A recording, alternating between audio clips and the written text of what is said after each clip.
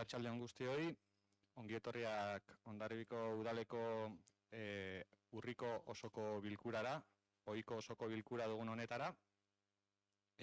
Ongi etorri zinegotzi guztiak, eskerrik asko, baita herritarrei ere ongi etorria eta udal teknikariei ere eskerrak ordu hauetan hemen egoteko lan hartzeagatik. Hasieran hasiko gara beti bezala, eguneko aztergaiak onartzen. Horretarako atzo bozeramaile batzordean onartu genituen bai eguneko aztergaiak, bai aurretik proposatuta ziren proposamenak, baita bidean adostu ditugun mozioak edo proposamenak ere, eta horren harira aipatu nahi dut, hasiera batean onartuta zegoen gai zerrendan aldaketa batzuk egin direla. Honela 14. puntuan, idazkari jauna mesedez apuntatzeko, 10.843 sarrera erregistroa duen EAJ-PNV, EH Bildu eta Otxanitz udaltaldeek aurkezturiko proposamena Euskal Autonomia Erkidegoko Auzitegi Nagusiaren 435/2023 epaiari buruzkoa izango da. 15. puntuan 10.876 sarrera erregistroa duen idatzia EH Bildu, PSE, EAJ eta Otxanitz udaltaldeek aurkezturiko proposamena edo mozioa eraikita dauden etxe bizitza ezberdinak alokairu sozialera bultzatzeari buruzkoa izango da. 16. puntua 10.877 sarrera erregistroa duen idatzia EH Bildu, PSE, PNV eta Otxanitz udaltaldeek aurkezturiko mozioa herriko aparkalekuen inguruan azterketa egiteari buruzkoa izango da. Eta 17. puntua urriak 30, 10.877 sarrera erregistroa duen eta PSEek aurkezturiko memoria egunari buruzko idatziaren aztergaia izango dugu. Honela 17. puntua zena alkate dekretuei buruzko berri ematea 18. puntua izango da, eta erregu eta galderak 19. puntua izango da. Gai zerrenda horrela geratzearen alde bozkatzeko eskatuko dizuet. Aldeko bozkak. Hau batez, uste dut, izan dela ez da. Ongi da, behin eguneko aztergaiak adostuta, abiatuko gara puntuz puntu. Ikusi du? Gure mozioa ere nahiko genuke bozkatu, eguneko zerrenda sartzeko. Eguerdian hitz egin dugu, atzo adostu genuela bozeramaile batzordean gai zerrendan adostu genituen puntuak jasota daude, eta gaur eguerdian proposatu dizudan bezala denbora arazoa dela eta taldeek bai zuen mozioa bera aztertzeko eta proposamenak egiteko denborarik ematen ez duenez, eta hilabetero ohiko udalbatza burutzeko autua egin genuenez, azaroan berriro izango dugularik ohiko udalbatza bat, azaroko udalbatzan aztertzea proposatu dizut. Orduan, horren inguruan esan diazu erantzungo zeniala, eta ez diazun ez erantzun, ulertzen dut, baiezkoa zela. Baiezkoa, beste da ezezkoa esango nizu. Baiezkoa zela, azaroan eztabaidatzea. Ez, baiezkoa zela gauzatuko genula eta bozketera emango genula. Eta aldi berean, proposamena izango zirela bat atzo aztertutakoak eta onartutakoak, eta gaur guria sartuen horretan, bi bozketak egongo zirela. Ados, nahi badezute bozkatzea,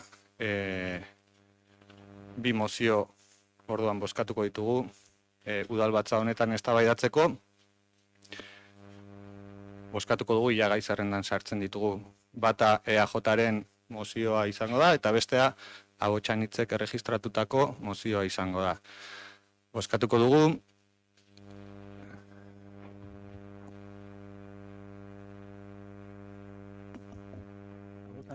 Otxanitze gaur arratsaldean erregistratu du mozio bat, eta proposatzen dut bi mozioak bozkatzera eramatea. Ez dugu, Igor, ez dugu jaso zuen mozioa. Eta zu guria bai. Zuek, vamos, alderdi guztia. Bueno, guk erregistratu dugu mozio bat, eta hemen azalpena egingo dugu mozio horrena, baldin eta aztergaien zerrendan jasotzen baldin bada. Ez baldin bada aztergaien zerrendan jasotzen, ez dugu eztabaidatuko gaur, eta nire proposamena esan dudan bezala lehen, azaroko udalbatzan eztabaidatzea da, eta bueno, uste dut denok edukiko dugula azaroko udalbatzan eztabaidatzeko aukera. Vale, ba ondo da. Boskara emango ditugu bi mozioak, baina berriz esaten dut, zuen mozio ez dakagula guk aztertzeko eta ez da irakurtzeko. Eta nik berriro errepikatuko dut zuen mozio ez daukagula aztertzeko eperik izan, adostuta geneukala aztergaien zerrenda bat bozeramaile batzordean, eta ez dela errespetatu bozeramaile batzordean adostutako gai zerrenda. Are gehiago esango dut, zue gobernu taldean zinetenean horrelakorik etzen duten onartzen. Eta etzen duten onartzen bezala... Igor, barkatu hori, gezurra da, zen behin baino gehiotan onartu ditugu, azken ordukoak lehen gobernun ginela. Eta betidanik egon dire mozio guztiak mai gainean, zuena ez dago. Beraz, nik ez dakik guria egongo epez kanpo, baina zuena ez dago mai gainean. Gonzalo Carrion jauna, hori ez da egia.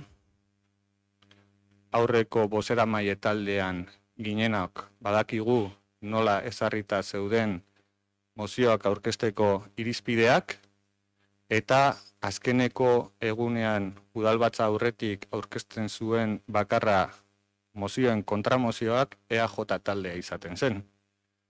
Orduan, nosbait gertatu baldin bada mozio bat aurkeztea udalbatza hasi aurretik, izan da justifikatuz urgentzia baten arrazoia. Kasu honetan eman ez dena, eta nire proposamenak mahai gainean jarraitzen du, azaroan eztabaidatzeko gaia dela ez dagolako urgentziazko arrazoirik mahai gainean, oraindik ez da arrazoizko urgentziarik adierazi, eta nahi badugu gaia komplikatu eta gai guztiak horrela modu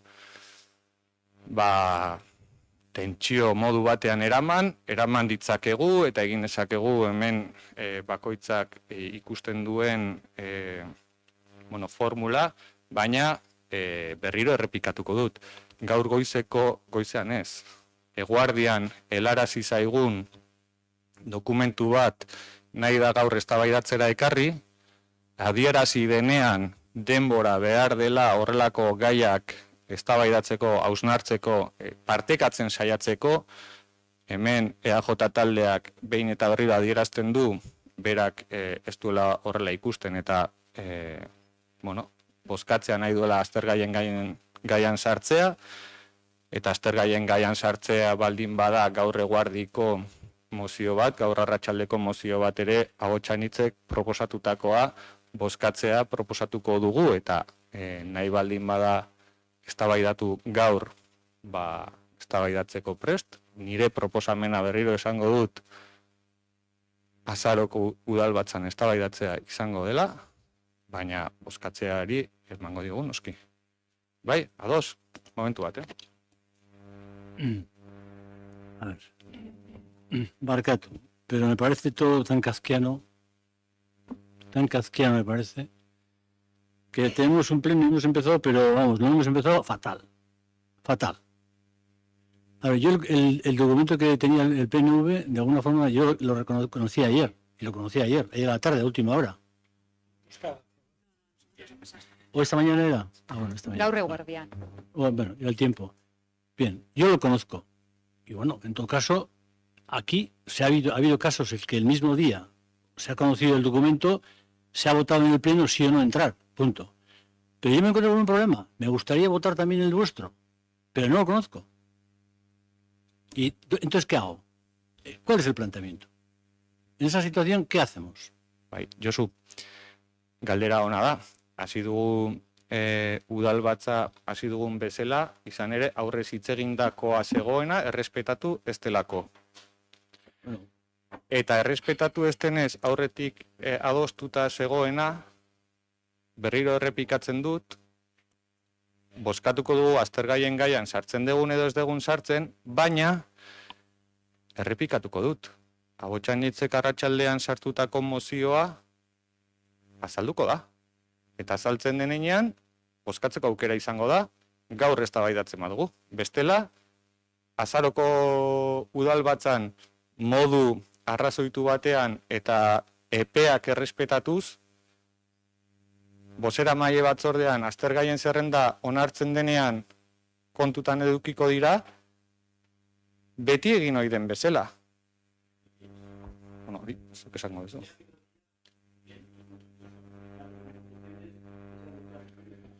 Legez onartuta dago azkeneko momentuan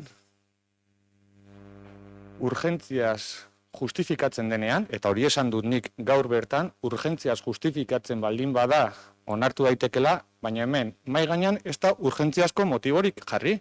Josu, eta zuk esango duzu nahi duzuna, baina neri ez zait egokia iruditzen horrela funtzionatzea.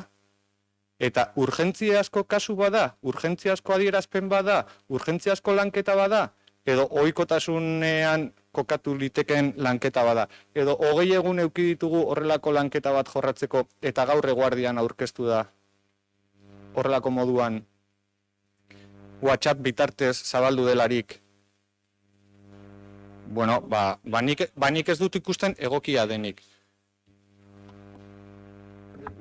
Bai, gukitza hartu nahiko genuke, niruditzen zaigulako, zerbaitengatikan ere atzo bildu ginela bozeramaileak, gai zerrenda lantzeko, galderak egiteko, hau da, hau prestatzeko, eta inongo ematen ari garen olako jokaera kaskarra hau ez erakusteko herriaren aurrean.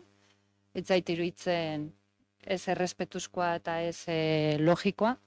Eta hori, eta jakiten ez, berria garela honetan, gu galdetzen genuen zeintzu dia denbora, non dago margena, joku arauak ere jakiteko zeintzuk diren, eta ulertzen dugu gaur dago, edo esateko atzotikan gaurrera aurkeztutako proposamen hori, ez da hola urgentzian fundamentatuta, orduan, gu behintzat iruditzen zaigu, eta errespetuz ere, idazkariei, lanean dauden guztiei, gaur udalbatza egitea posible duten guztiei gai zerrenda bat egotea, eta horretik orduan, ez zaigu egokia iruditzen, momentu honetan gertatzen ari den hau.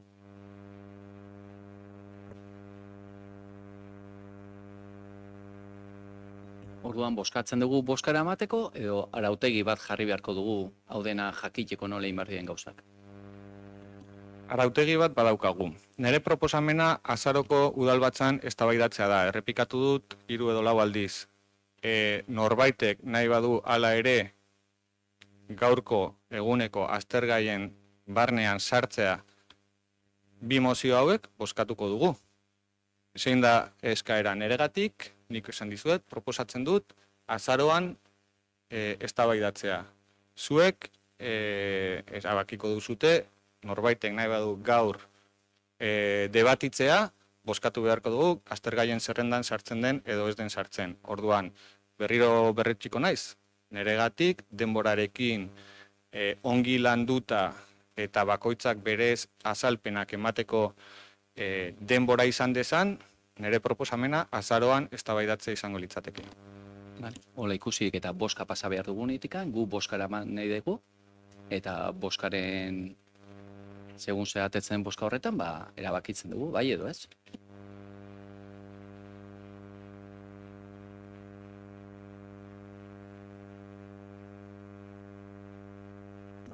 Si votamos, yo me abstengo en la votación. No quiero entrar en estos rifirrafes que no nos llevan a ninguna parte. Yo pienso que no nos llevan a ninguna parte.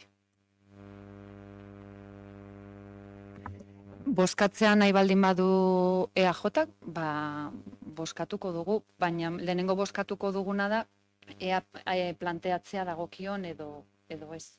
Ez bazaio arrazoia ja nahikoa iruditzen tal ere bozkatu behar bada, bozkatzen dugu, baina bozkatzen dugu ea sartzen den edo ez den sartzen.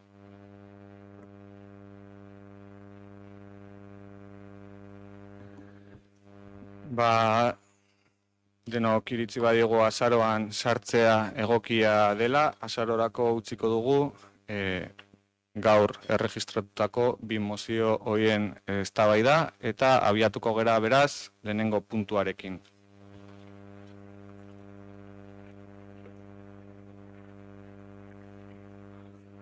Lehenengo puntua 3171 zenbakiko alkate dekretuaren berri ematea da. Bertan jakinarazten da gizarte zerbitzutako langile batek beste toki batean funtzionario plaza atera duela eta bere hemen burutzen zuen funtzioak utzi egiten dituela eta horren berri udalbatzan emango dela. Beraz, jakinarazten dizuet, gizarte zerbitzutan genuen aldi baterako teknikari batek bere funtzioak hemen burutzeari utzi diola eta bere ordezkoaren kontratazioan buru belarri gabiltzala eta ez banago oker, azaroak 2 hasiko dela bere ordezkoa interino bezala ere Hondarribiko udalean lanean. Galderarik?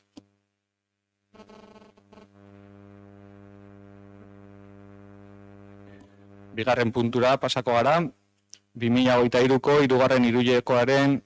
hiruileko informazioaren berri ematea da. Oraintzeko batazbesteko epea, merkataritza operazioan dagoen berankortasuna eta aurrekontuaren exekuzioari dagokiona. Hemen hiru arlo desberdineri dagokion informazioa luzatu zaizue eta labur-labur adierazteko, ordaintzeko batazbesteko epea 3. hiruileko honetan 15 egunekoa izan da, batazbeste. Hondarribiko udalean ia 4 milioi euroko fakturak ordaindu dira, 13 eguneko batazbestekoan. Hondarribia Lantzenen 74.000 euro pasatxoko ordainketak egin dira, 74 euro pasatxoko batazbesteko epean eta Arma Plaza Fundazioan 104.000 euroko ordainketak egin dira, 28 eguneko epean batazbeste. Esan beharra dago, araudiak esaten duela, administrazio publikoko ordainketak 30 eguneko epean burutu behar direla eta beraz ondorioztatu dezakegu, ia 4 milioi euro pasatxoko kopuru horretan faktura gehienak ordaindu direla arrazoizko epe batean, salbu Hondarribia Lantzenen egiten diren ordainketak, beste behin ere, epez kanpo ordaintzen ditugularik. Eta aurrekontuaren exekuzioari dagokionean, 3. hiruileko honetan ditugun datuak dira, 9 hilabetetan onartutako eskubide garbiak 21 milioi euro edo 22 milioi euro eskasekoa dela, 21.825.000 euro eskasekoa, eta onartutako obligazio garbiak aldiz 17 milioi eurokoak pasatxo direla. Honela ikusi dezakegu, hasiera bateko aurrikuspenetik, diru-sarreretan jasotzen dugula aurrikusitakoaren batazbesteko nahiko egoki bat, aldiz, exekuzioan edo gastuen dagokienean, 175ean egon beharko genuken horretan, oraindik badaukagula lan eta erdia edo gutxi gora bera dela ordainketak egin ditugunak edo konprometitu ditugunak. Beraz, exekuzioa atzera xamar dago, urtero gertatu ohi den moduan. Galderarik?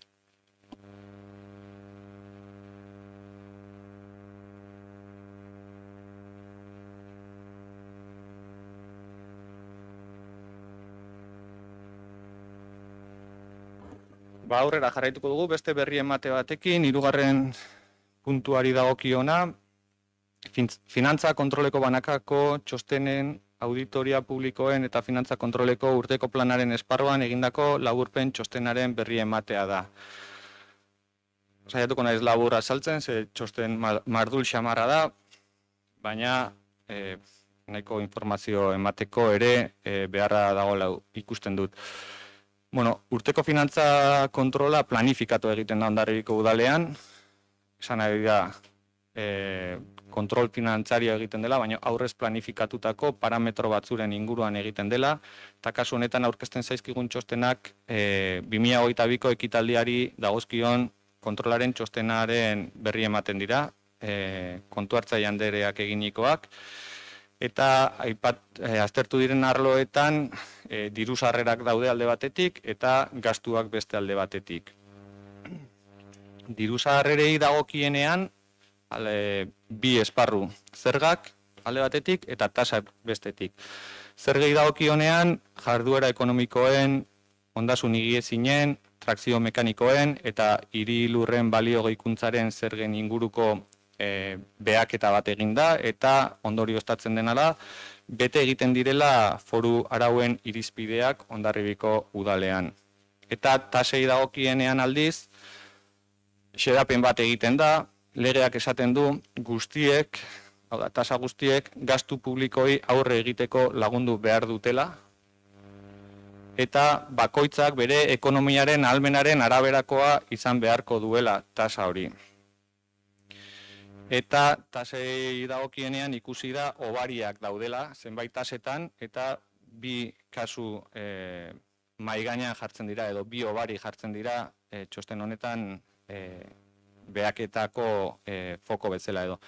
Alde batetik jarduera lizentziak ematearen eta establezimenduak irekitzearen ondoriozko tasaren araudian aipatzen da 150ko hobaria jasoko dela alde zaharrean burutzen diren ekimenetan, eta bestalde batetik hirigintza lizentziak emateari buruzkoan baita ere jasotzen da 150ko hobaria jasoko dela alde zaharreko hirigintza lizentziak ematen direnean. Kontu hartzaile andereak gomendatzen duena da tasa hauetan ezarritako hobariak ez direla norberaren ekonomiaren ahalmenaren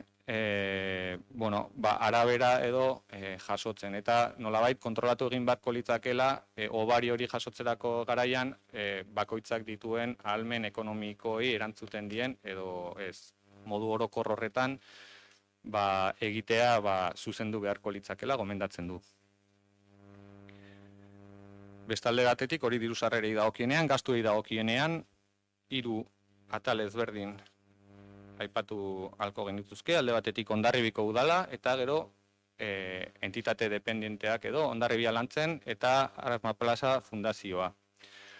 Hondarribiko udalari dagokionean, hemen zaharrak berri aipatuko ditut, lehendik ere zeuden egoera nahiko antzekoak, eta egiten dituen azterketak pertsonalari dagokionean, egonkortze prozesuak behatu dira, eta hemen aipatzen da konkurtso oposizioa eta konkurtsoa berari dagozkion prozedurak, eta egiten duen irakurketa da, edo egiten den irakurketa da, ez dela egoki ikusten udalean egindako lanagatik gehiago baloratzea langileen prozesu hauetan eman beharreko puntuazioak, ez baitu berdintasun printzipioari erantzuten.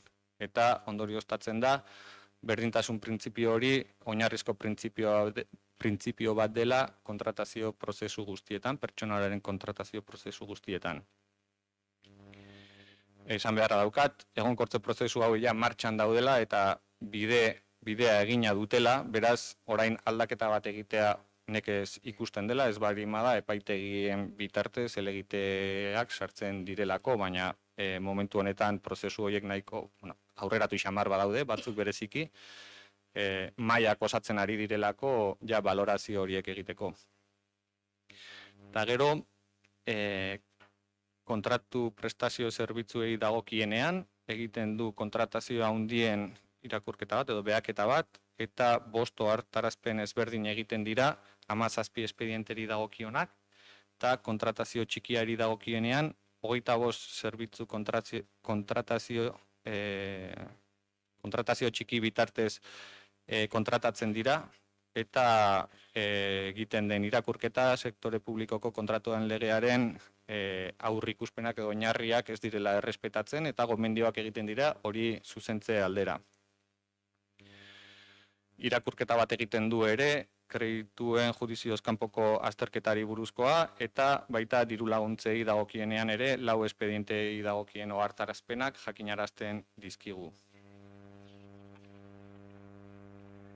Aipatu dut lehen ere, mendeko erakundei dagokionean egiten den azterketa, Arma Plaza Fundazioa eta Hondarribia Lantzen dagokionak, eta hemen bereziki aipagarriak diren gai batzuk, edo nik horrela jaso ditudanak behintzat aipatuko ditut, alde batetik pertsonalari dagokionean, entitate dependente hauek ez dute langilerik, eta udaleko langileak lanean aritzen dira entitate dependente horien hainbat funtzio burutu ahal izateko, dagozkion hitzarmenik gabe, hitzarmen horiek jaso beharko lukete udaleko langile burutzen dituzten funtzioak entitate horietan, eta zenbat etxi beharko litzatekela jardunaldiaren ze kopuru egiten duen entitate bakoitzean, udalean edo entitate horietan, eta bere diru sarreraren edo lansariaren kopuruak ere desberdindu egin beharko liratekela entitate bakoitzari dagokionean. Bestalde ere aipatmena egiten da, azpikontratatutako zerbitzuen bidez urte luzez lanean ari diren langileak, bertako langile diren edo ez jakintasun juridikoa eragiten dutela. Eta horren inguruan ere hausnarketa bat egitea proposatzen da. Mendeko erakunde hauetan kontratazio prestazio zerbitzuei dagokienean, bi aipamen egingo ditut, alde batetik Hondarribia Lantzenei dagokiona, eta hondartza kiroldegiko ustiak eta kontratuak iraungita daudela aipatzen da, baita tabernari dagokionean eta baita kiroldegiari dagokionean ere, eta ez direla kontratatzen diren zerbitzu horiek dagokion bezala publikatzen. Aldiz, Arma Plaza Fundazioan egoera antzekoa ematen bazen ere, aurretik zuzenketa hori egin dela aipamena egiten da, 2022. Urteko ekitaldiari dagokion azterketa honetan. Bukatzeko eta aipatu ditudanez hainbat kasu zuzentzeko daudela, kontu hartzaile andereak proposatzen duena da, ekintza plan bat burutu beharra daukala Hondarribiko udalak, sortzen diren egoera ez zuzen guzti hauek konpontzera bidean, eta horretarako lanean jardu beharko genukela. Galderarik?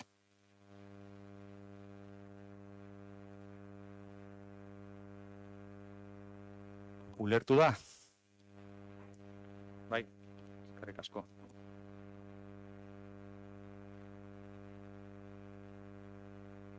Laugarren puntua, 2/2023 kredituen judizioz kanpoko aitorpena onartzeko proposamenari dagokionean Luperi emango diotitza.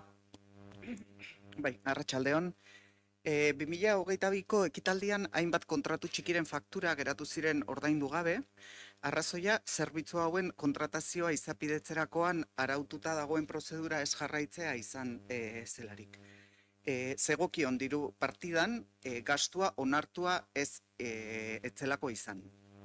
Bidali zaizuen dokumentazioan espediente honetan eragindako fakturen zerrenda erantsi da, 9 faktura dira osotara, 5.783 euro eta 20 zentimo guztira, eta egoera hau zuzentzeko eta behin ziurtatuta fakturatutako zerbitzuak bete direla, udalbatzaren ahalmena da egoera hau zuzentzea.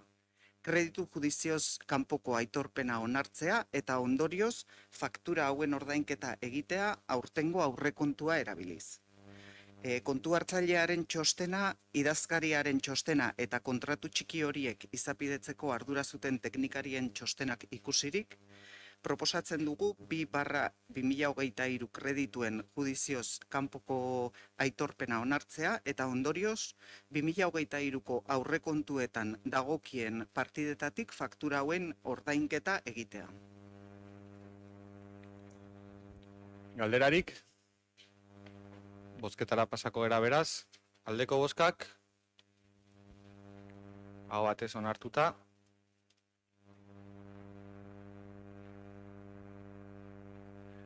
Bosgarren puntuari dagokionean, kobratzeke dauden saldoen arazketa onartzeko proposamena ere Luperi eskatuko diot azalpena.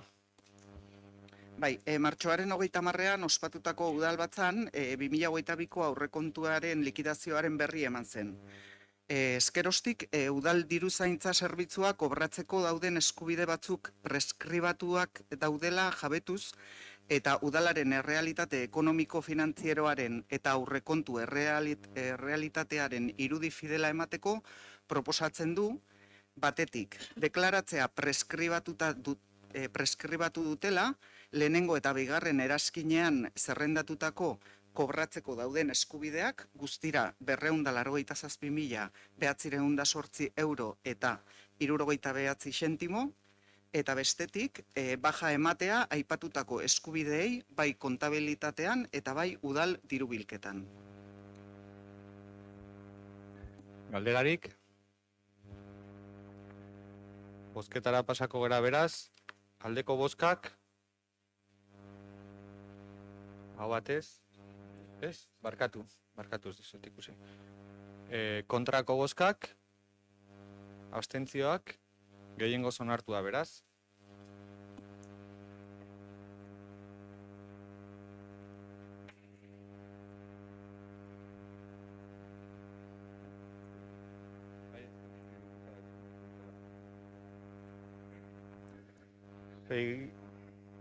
Seigarren puntura pasako gera, ordainketa bete behar aitortuen saldoen arazketa onartzeko proposamena, Lupe mesedez?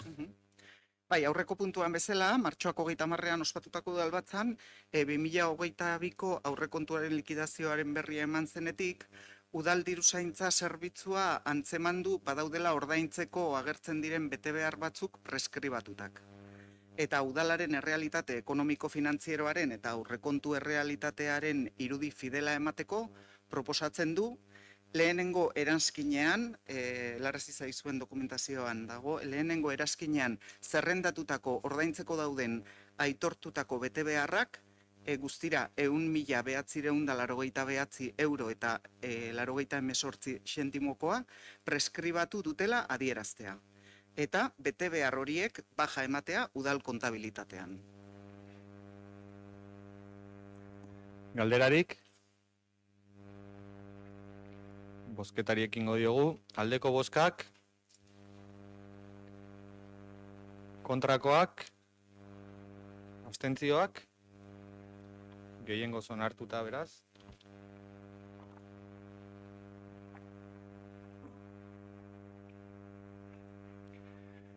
Zazpigarren puntuari ekingo diogu.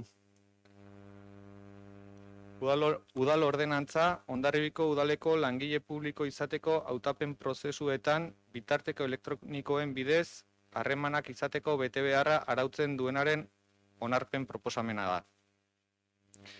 Kasu honetan, aztertu da udal teknikarien aldetik badaukagula gabezi bat kontratazio publikoak burutzerako garaian izapidetu beharreko tramiteak kudeatzeko pertsonal falta nabarmena daukagula. Eta horri erantzuteko proposatzen da ordenantza hau. Ordenantza honetan jasotzen dena da burutuko diren kontratazio publikoak, pertsonalaren kontratazio publikoak, behintzat hasierako aurkezpen guztiak eta dokumentazio aurkezpenak eta bitarteko elektronikoen bitartez burutzea. Eranskinetan adierazten da aldiz salbuespeneko egoera batzuk jasoko direla. Eta salbuespeneko egoera horiek izango dira C2 eta C2 azpetaldeko eta elkarte profesionalentzako egingo diren deialdietan horrela justifikatuta, beharrezko hori ez dela nahikoa justifikatuta, betiko moduan edo paperean aurkeztu ahal izango direla bai eskabideak eta baita dokumentazioa bera ere. Eta helburua da azken finean langileek gailu elektronikoekin lan egin behar dutenak ahalbidetzeko beraiei eskatzea gaitasun hori erakustea eskaera egiterako garaian eta tramitazioa egiterako garaian. Eta gailu elektronikoak erabili behar ez dituztenei nahita nahiez, salbuespen egoerak ezarriko dira papereko dokumentazioan aurkezteko aukerarekin. Uste dugu horrela, tramiteak erraztu ahal izango ditugula udalean eta ditugun pertsonal gabezien arazoen aurrean ere, errexago eta dinamikoago burutu ahal izango ditugula kontratazio prozesuak. Ulertu da edo galderarik? Bozketara pasako gera, aldeko bozkak. Aho batez onartuta.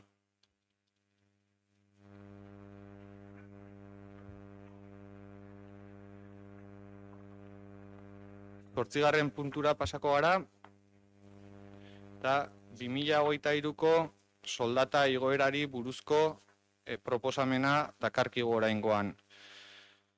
Urte hasieran onartu zen Hondarribiko udalean 2,2% soldata igoera udal langileentzat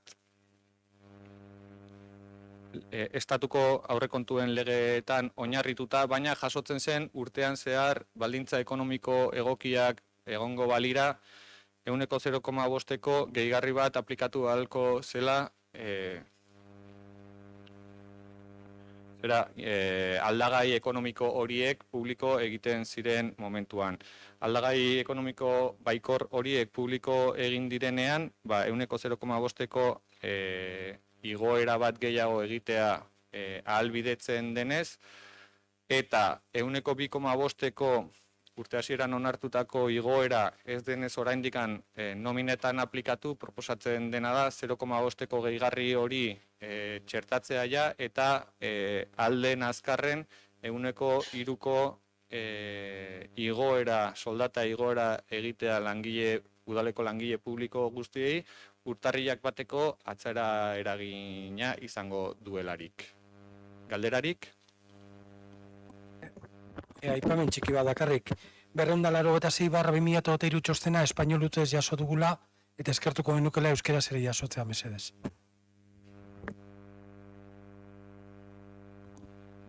Kontutan hartzen dugu egindako eskaera itzulpenera pasatzeko eskatuko dugu eta alden azkarren zuekin partekatuko dugu euskeraz ere egindako txosten hau.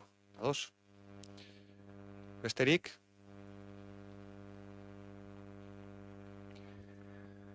Bozketara pasatuko dugu beraz, 2023ko soldata igoera 3%koa izatea, urtarrilaren bateko atzera eraginkortasunez, galdera? Ez? Aldeko bozkak? Hau batez onartuta. 9. puntura egingo dugu salto beraz. Txingudi ikastola ikastetxeko obrak direla eta eraikuntza, instalazio eta obren gaineko zergaren 185ko obaria aplikatzeko interes orokorreko obra aitortzeko proposamena litzateke. Estitxu, mesedez? Eskerrik asko Igor, arratsaldeon guztioi. Gai hau azkeneko batzordean hitz egin genuen, 23ko, urriaren 19koa barkatu, eta bertan gauza da Eusko Jaurlaritzak hezkuntza sailaren bitartez eskatu duela Txingudi ikastolan obra bat egitea, saneamenduarekin zerikusia duen obra bat, izan ere euri-ur eta ur beltzen bilketa bereizteko obra bat da. Honek bere ibilbide teknikoa egin du, aurrera joan da, eskakizun teknikoak bete ditu, eta gaur honera ekartzen dana ez dauka horrekin zerikusirik, baizik eta proposatzen dena da horrengoa, ez? Kontutan eduki behar dugu, eraikina gurea dela, eta beraiek obra baimen hori eskatzen dutela, beraz. Gaurko proposamena da, alde batetik, obra hori interes bereziko obratzat deklaratzea, eta honen ondorioz obra gaineko zergaren 185ko obaria aplikatzea. Eta esan dudanarekin lotuta, bigarren eskaria da Hondarribiko udalak baimena ematea obra hori egiteko bere eraikina delako. Eta holaxe hori da bozkatu behar duguna. Ez dakit galderarik edo dudarik dagoen. Gu erabat ados gaude egindako obariekin, ez hola jartzen du, baina gu zalantza badakagu, gaur jaso dugu dekreto bat, hori sinatuta dagola, eta ez dakit bozketa horretan dekretua lehenotikan sinatuta, eta bozketa erabat independientea den. Horregatik esan dut, gauza bat da obraren lizentzia, eta obraren lizentziak bere bide teknikoa egin du, teknikariek eskatutako eskakizun guztiak bete dituzte, uraren txostena aldekoa jaso da, orduan lizentziari baimena eman zaio, baina independientea da, eraikina gurea denez guk baimena eman behar diogu. Bale, osea, dira bi gauza ezberdin. Orduan, bosketara datorrena da, guk udal bezala baimentzea Eusko Jaurlaritzari obra egiten. Ez, obaria ez? Bi gauzak, obaria eta obraren baimena, bai, bi gauzak dira. Boskatzen duguna? Bai, boskatzen da obaria eta baimena ematea obra egiteko. Eta gaur orduan jaso dugun dekretua sinatuta, eske hori teknikoa da, lan teknikoa da. onartu behar badugu orain, zergatik handago lehenotikan sinatua. Dalako obra lizentzia. Ez da, a ber, nik hau batzutan izaten da pixka adrebez ulertzeko, baina nik eskatu dezaket obra egitea zure etxean, eta teknikoki ondo baldin badago, zerbitzu teknikoek lizentzia emango didate, baina gero zuk baimena eman beharko didazu zure etxea delako, ulertzen. Eta orduan hori da gertatzen dena. Osea, lizentzia sinatuta dago, teknikoki egokia delako eskatu dutena, baina orain gu eraikinaren jabe bezala, baimena eman behar diegu obra hori egiteko. Orduan, gaur sinatutakoa da lizentzia. Hori da. Eta ez baimena. Hori da. Hori da. Vale. Bai. Ulertuta.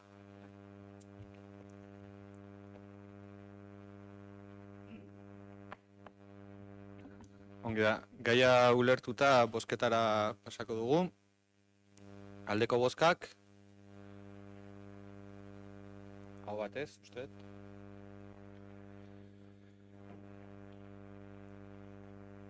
Eta 10. puntura pasako gara. Hemen proposamenak deituriko atalera pasako gara. 10. puntuan ikastetxe eraikinak eta udal eraikinak garbitzeko eta desinfektatzeko zerbitzuaren kontratua luzatzeko proposamena da, eta honen arira esan beharra daukat,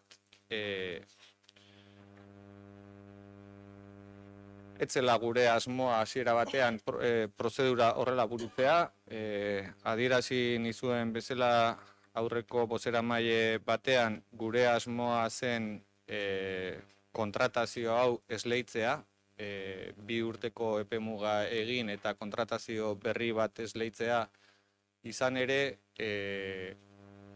greba egin zuten garaitik, akordio bat sinatu zen bai langile, bai sindikatu langile eta langile ordezkari hobeto esan da, bai enpresa eta bai udal garai hartan zeuden udal ordezkarien artean, non lan baldintzak hobetuko ziren eta lan baldintza horiek hobetuko zituzten lizitazioa jasoko zuen prozedura berri bat abiatzeko asmoa geneukan.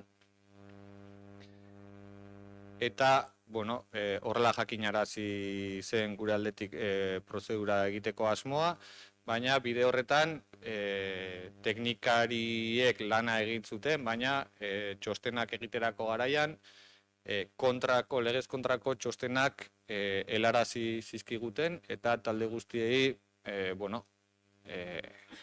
adierazi genizuen, gure aldetik prest geundela kontrako txosten horien gainetik aurretik hartutako konpromisoei erantzuteko, baina eskatzen genula aho bateko tasun bat izan behar zuela prozedura horrekin jarraitu ahal izateko.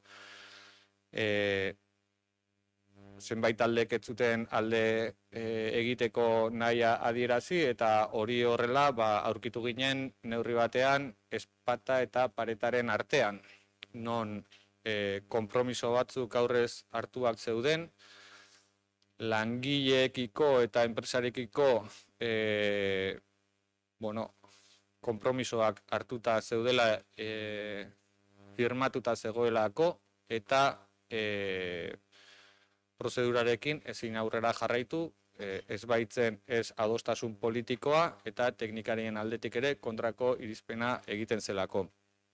Beraz, kontratuak berak, orain indarrean dagoen kontratua jasotzen zuenez, kontratua bera luzatzeko aukera 2 urtez, hau da, urte bat gehi urte bat, erabaki duguna da gaia ongi aztertu eta ondorioak ondo aztertu bitartean, prorroga bat egitea urtebetekoa zerbitzu honena, saiatzeko datorren urtean zehar egoera aldeko txostenekin izatea, lizitazio berri bat behar beharrezkoa da, eta egiten dugun urrats horietan teknikarien eta politikarien aldeko irizpena eukitzea.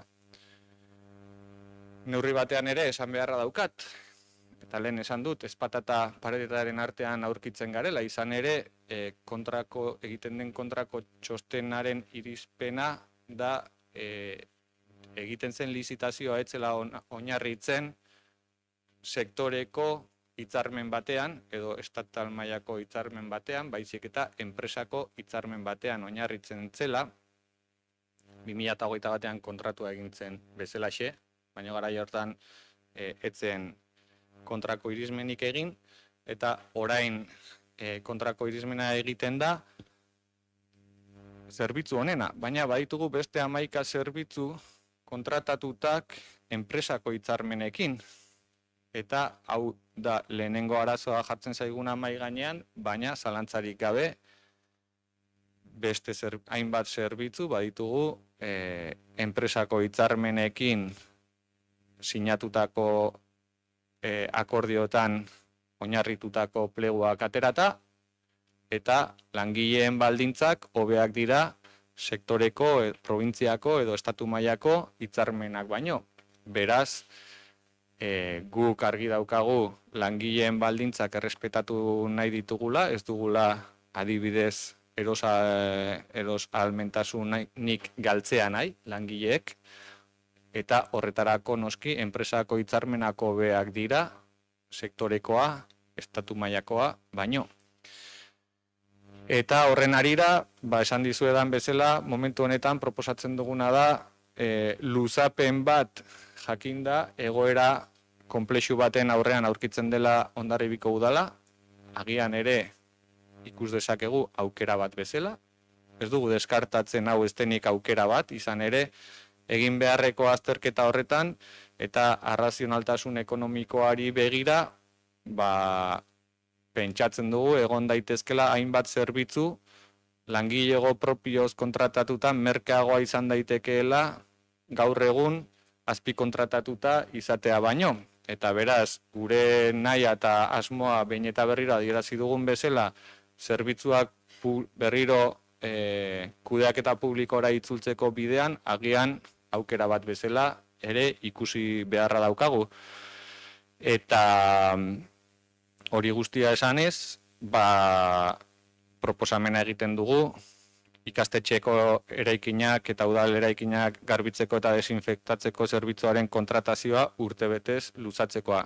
Zergaitik ekarri dugun modu honetan, urria amaitu aurretik egin behar delako, bestela bageneukan denbora gehiago lizitazioa martxan jartzeko, baina luzapena egiteko epe batzuk errespetatu behar dira, eta ezin genuen luzapen hau proposatu hurrengo udal batzan, eta horregatik proposatu dugun modu honetan. Galderarik? Bai, arratsaldeon. Beste behin. Gure ustez, udalkudeaketaren batzordean tratatzeko gai bada, aurreko astian bozeramaile bileran ondoren, aipatu zenigun zeintzu ziren aukerak, eta zu ezinen, uste dut zegoela, eta orduan, gure ustez, ez da lekua adierazteko. Alda adierazi, hau dakagu mahai gainean, eta ingo dugu tratatu, baina hurrengo gunean algenun udalkudaketa batzordea martxan jarri, o konbokatu, batez ere gaia saltzeko. Eta ez esan, bihar dut erantzuna biharko bilera batean, eta hori, denak aztertu behar ditugu gai guztiak, eta egiten dugu. Eta onartzen dugu, eta baiezko emango digu bozkari. Batez ere da, zuzenketa hori egiteko. Ez dela lekua, modua bai abisatzeko, baina bai komeniko zen batzordean kudeatu behar den, o eztabaidatu behar den lekua delako. Eta beste behin, aurreko astian, ostegunean uste sinatu zenula dekretua luzapena martxan jartzeko, eta idazkari jaunari behin dekretua sinatuta alda ekarri bozketara. Dekretua, ezen sinatu dekretua luzatzeko zerbitzua aurreko astian? Tramitazioa martxan jartzekoa tramitazio martxan jartzea. baino ez luzapenaren Ez, tramitazio Ez, martxan baina eske jartzea, ezberdina da, onartu da. zeren pleguen, barkatu, erantzungo dizut, egin dizkiazun adierazpen guztiei.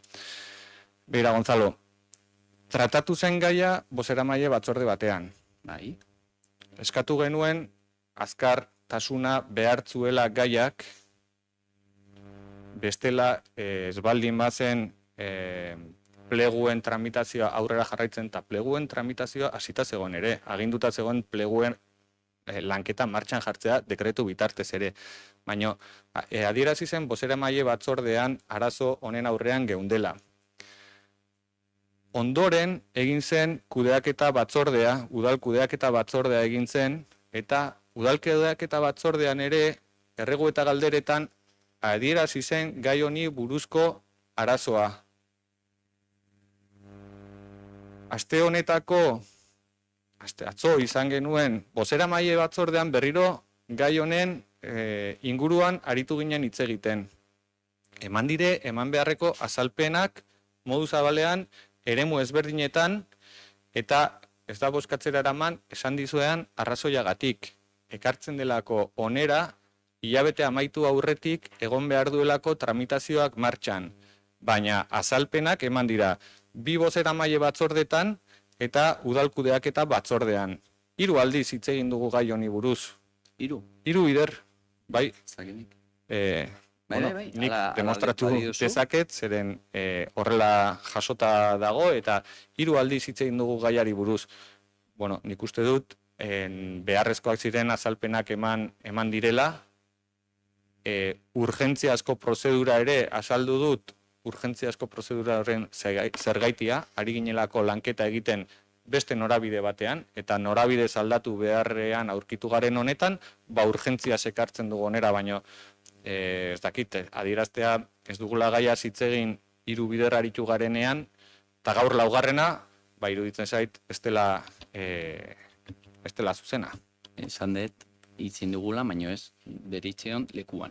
Horre, zuzenketa hori egiteko, Beste guztia ulertu dugu. Lekua esaten duzu udalkudeaketa batzordean izan behartzula, eta udalkudeaketa batzorde horretan ni kanpoko bilera batean nintzen, baina Lupe egontzen bileran, Lupek aipatuzun, eta nik 2 bozeramaile batzordetan aipatu dut gaiaren inguruan. Orduan, iruditzen zait, nahikoa azalpen eman dugula ulertzeko zergaiti, modu honetan ekartzearen zergaitea. Eta gaiaren mamiaz ere aritu gara, eta idazkari jaunarekin horrela ekartzearen legezkotasunaz ere mintzatu nintzen, eta aukera ikusten genuen aukera hau zen, eta horrela egin dugu, arazo handiago bat ez dadin sortu.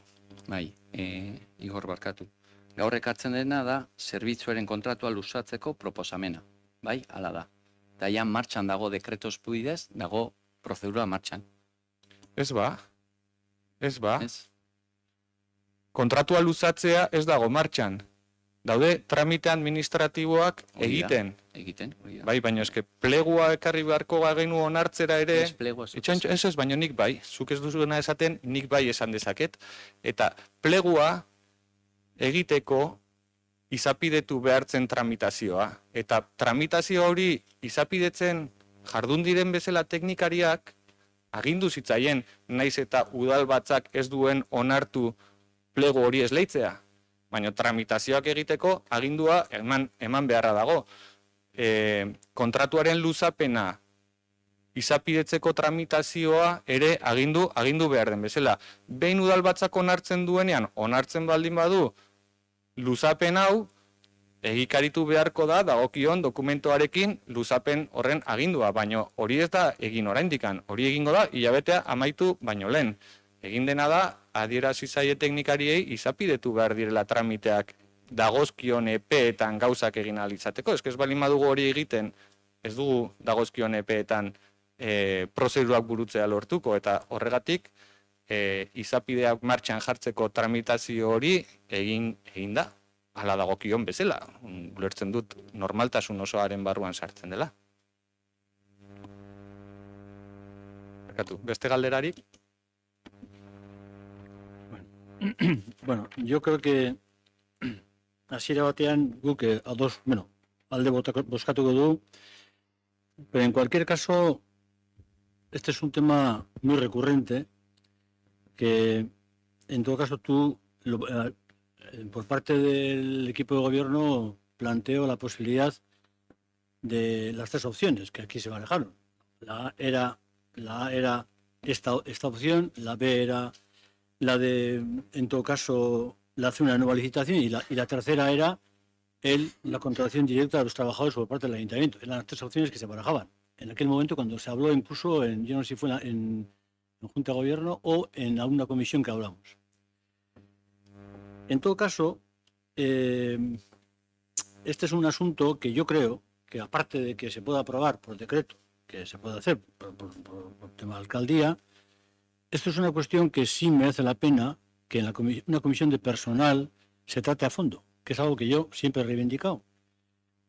Porque con las nuevas disposiciones y con la nueva legislatura, incluso con el informe en punto 3 que se aparecen, en el sentido que hay que no normalizar, sino que de alguna forma habrá que homogeneizar todo el tema de las contrataciones y las formas que hasta ahora se han estado realizando, y fruto de eso es un poco la situación en la que nos encontramos. Por ejemplo, es caso de que en este momento tenemos una licitación en el tema de limpiezas, que después de una huelga hubo un compromiso de unas subidas hasta el 2026, que en este momento no se pueden realizar, no se pueden cumplir. A no ser que de alguna forma se prorrogue el contrato y ese contrato, pues de alguna forma lo establezca.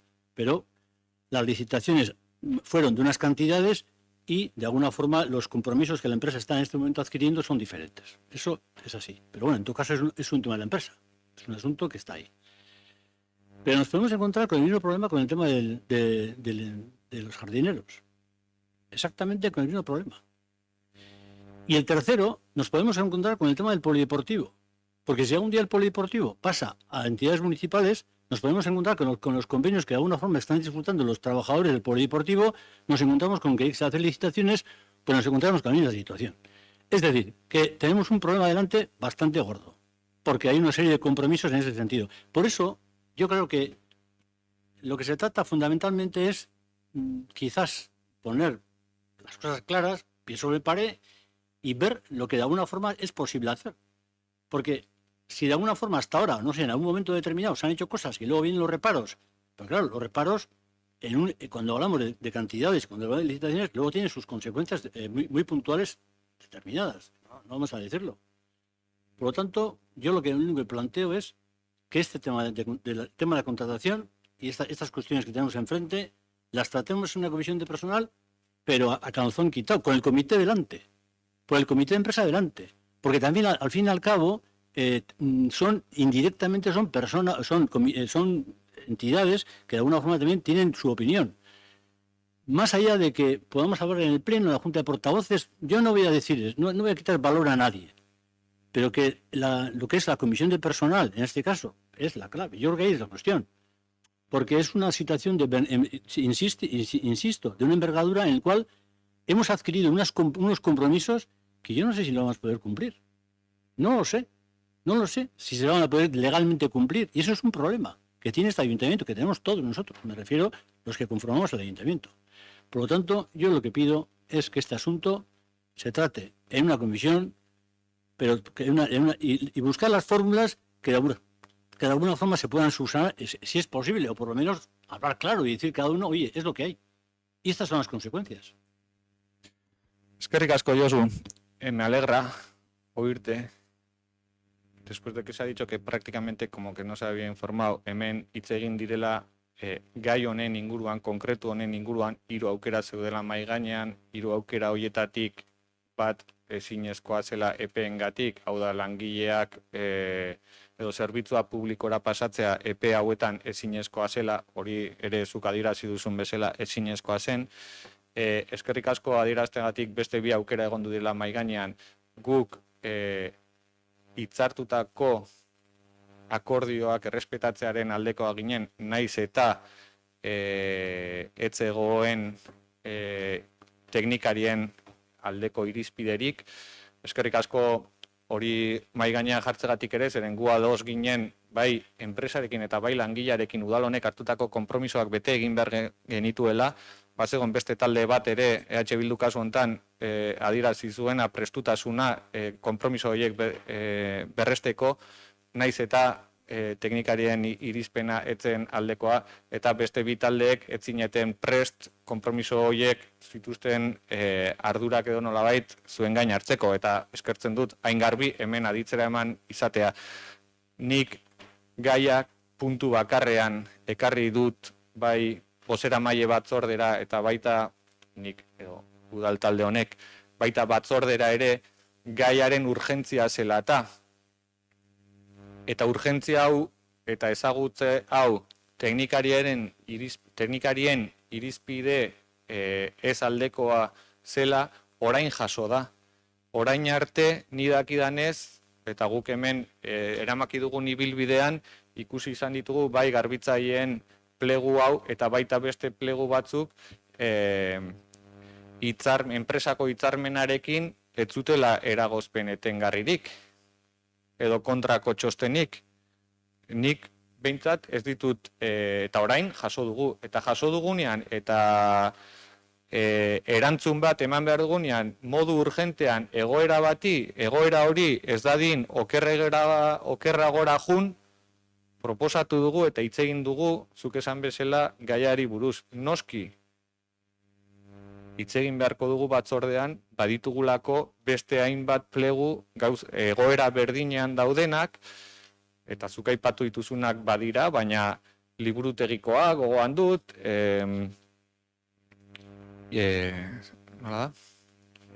etxeko laguntza zerbitzua, prebentzio komunitarioa, artxiboko kontratazioa ere badugu, baditugu hainbat kontratazio aztertu behar direna guztiak zeren baitan dauden langileak kontratatuta. Sektoreko hitzarmenaren bitartez edo enpresako hitzarmenaren bitartez. Ta noski, erronka potentea daukagu. Eta hori da nik lehen mailan gainean jarri dudana eta eskertzen duzuk ere kezka berdina izatea. Eta eskertuko nizuke mesedez mikrofonoa txiko bat zenu. Besterik?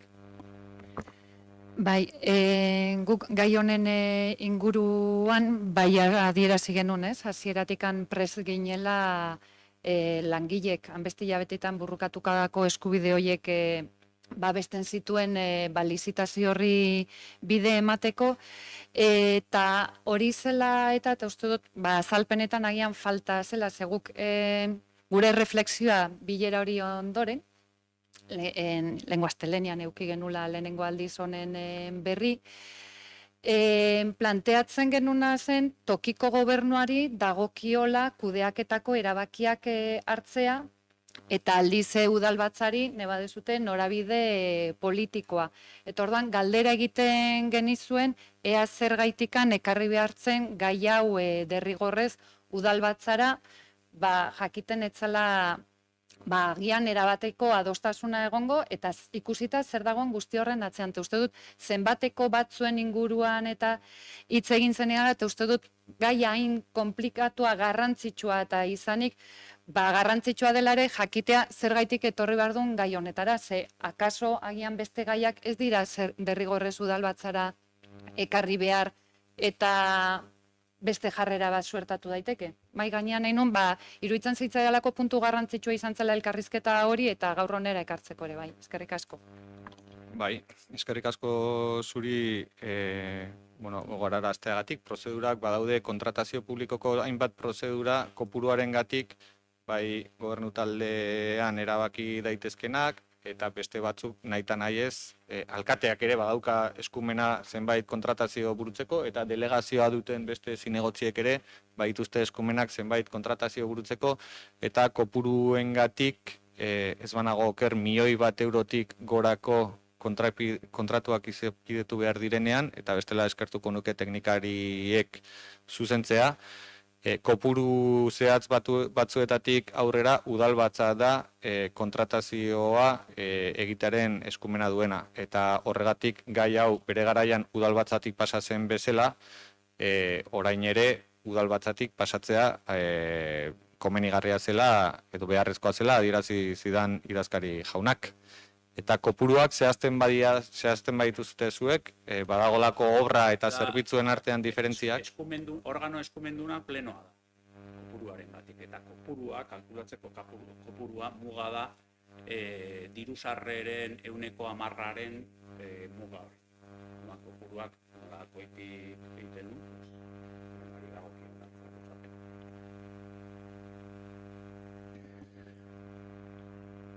Zuzenketa eskertzen da, eta bozketara pasako dugu, ongi iruditzen bazaizue, aldeko bozkak.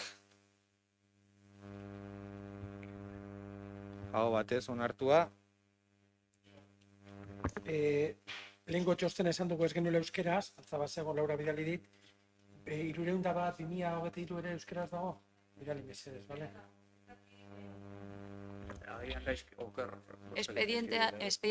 Espedienteetan nire txostenak 2 hizkuntzetan daude. Eta ez dakit zergatik hemen jaso den bakarrik hizkuntza batean, baina espedientean 2 hizkuntzetan dago. Ez, bidaliko dizut.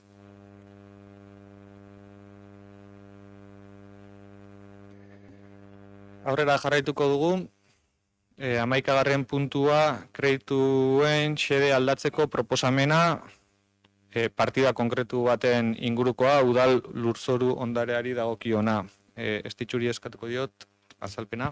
Bai, eskerrik asko Igor. Bueno, egia esan puntu honetan, oraintxe bertan diskutitu dugun puntuarekin antzekotasunak ditu, alde batetik urgentziazko izaera hori, eta bestetik ere diru langa batetik gorako kantitatea zari garako, baina gaia hobeto ulertzeko testu ingurutxo bat egingo dut, izan ere puntu honek Mendelu auzoarekin zerikusia du, eta Mendelu auzoko Stanley eraikinarekin zuzenean. Denok dakigu Mendelu auzoak gabezi handiak dituela, izan ere urte askotako esku hartzerik ez dute izan, ekipamendu publikoa ez daukate ia, etxe bizitzen egoera oso kaskarra da, eta azken denboran Mugondo etxe bizitza taldeko arazo hori mahai gainean daukagu ere. Beraz, esango nuke batzordean hitz egin dugunagatik, udal talde politiko guztiak nahiko ados gaudela, auzo horrek merezi duela atentzio berezi bat. Hau kontutan edukita ikusi genuen, edo, segurazki denok dakizue Stanley eraikina salgai dagoela eta suertatu zen eraikin hori erosteko aukera. Izan ere, eraikin hori gure ganatuko bagenu, aukera emango liguke alde batetik auzoari falta zaizkion ekipamendu horiek emateko, eta bestalde ere auzoarekin egin nahi den birgaitze eta berroneratze lanketa horietan hain garrantzizkoa den auzoko bulego edo opengela bat irekitzeko lekua edukiko genuke. De hecho, oraintxe bertan auzotarrek demandatzen duten zerbitzu bat da. Ikusita eraikin honek hainbat onura ekarri ditzazkiokela bai auzoari eta baita gero guri ere aurrera egiteko honetan, hasi ginen eraikin hau erosteko lanketan jabekideekin. Hor dauzkazue, udal arkitektu Andreak egindako balorazio ekonomikoak, baita ere eraikinaren inventarioa, katastroaren dokumentuak, argazkiak, eta azkenean akordio batetara iritsi gara jabekideekin, non 569.354,40 eurotan erostea proposatzen den. Gertatzen da, aurreko puntuan gertatzen zen berdina. Berez, eraikin hau erosteko eskumena alkate jaunak edo udal gobernu taldeak dauka. Beraz, ez da udalbatzara ekartzen erostearen adostasuna, baizik eta dirua nondik aterako dugun. Hau erosteko, lehenengo begiratu genuen, ea diru partidan dirua zegoen, eta diru partida izan behar zen PMS bezala ezagutzen dugun, edo udalaren lurzoru ondarearen partidatik. kontu hartzailetatik esaten zaigu baietz, dirua badagoela, baina diru horrek beste helburu edo beste helburu bat zuela. Eta beraz, hori da udalbatza honetan onartu behar deguna. Hau da, diru partida horretarako zegoen helburua printzipioz, okerrez banago, hasiera batean, zegoen pentsatuta, Lapitz jaunaren jabetza, ez? Bila mendiako begaina sota eta baratza erosteko, eta orduan udalbatza honek adostasuna ematen baldin badio, helburu hori aldatuko genuke Mendelu 15 eraikina erosteko. Bai, ulertzen da ezberdintasuna, ez? Vale. Eta orduan hori izango zen lehenengo puntua, eta bigarrena da adostasunetara iristen bagara, kontu hartzailetza sailari jakinarazteko udal aurrekontuari dagozkion doikuntzak egin ditzan. Ez dakit dudarik edo galderarik dagoen?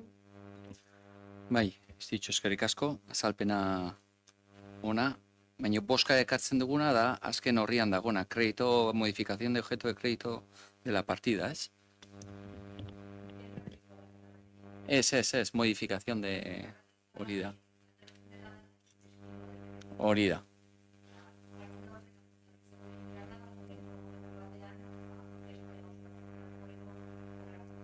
Vale. Eta orduan da, aurreko txosten guzti hau jaso duguna dela de Stalin itxekoa, hori gero batzorretik pasabeira onartzeko, ia zuzenean erosten dugu. Bai, komentatu dudan bezala, kantidadea ez da langatik pasatzen, beraz eskumena alkatearena da, baina orain arte egin dugun bezala, batzordean informatu dugu aurreko pausuetaz, gertatzen dena, urgentziaz ekarri dugula, urtea bukatzen ari delako, diru hori gastatu behar delako, eta akordiora iritsi ginelako aurreko astean. Orduan, horregatik egin dugu, horren korrika. Baina bai, noski batzordetik pasatuko da informatzeko, bai. Gu bagenekin martxan zegoela dena, guk erabat ados gaude, gai hau gaina urtarria bukaiera otzaietik datorratzetikan, eta erabat ados gaude honetara. Bai gustatuko litzai guke aurreko aste bukaieran eskatu genuela txosten ea loreak zeukan arkitektak, ea zeukan txostena prez, esan zigun hor zeudela guandikan, eta eman zigun azalpenai gabe txostena azaltzeko, arkitektaren txostena. Beste guztia gustatuko litzaiake batzorre bat hau azaltzeko, eta lehen jartzia eraikinaren erosteri martzat.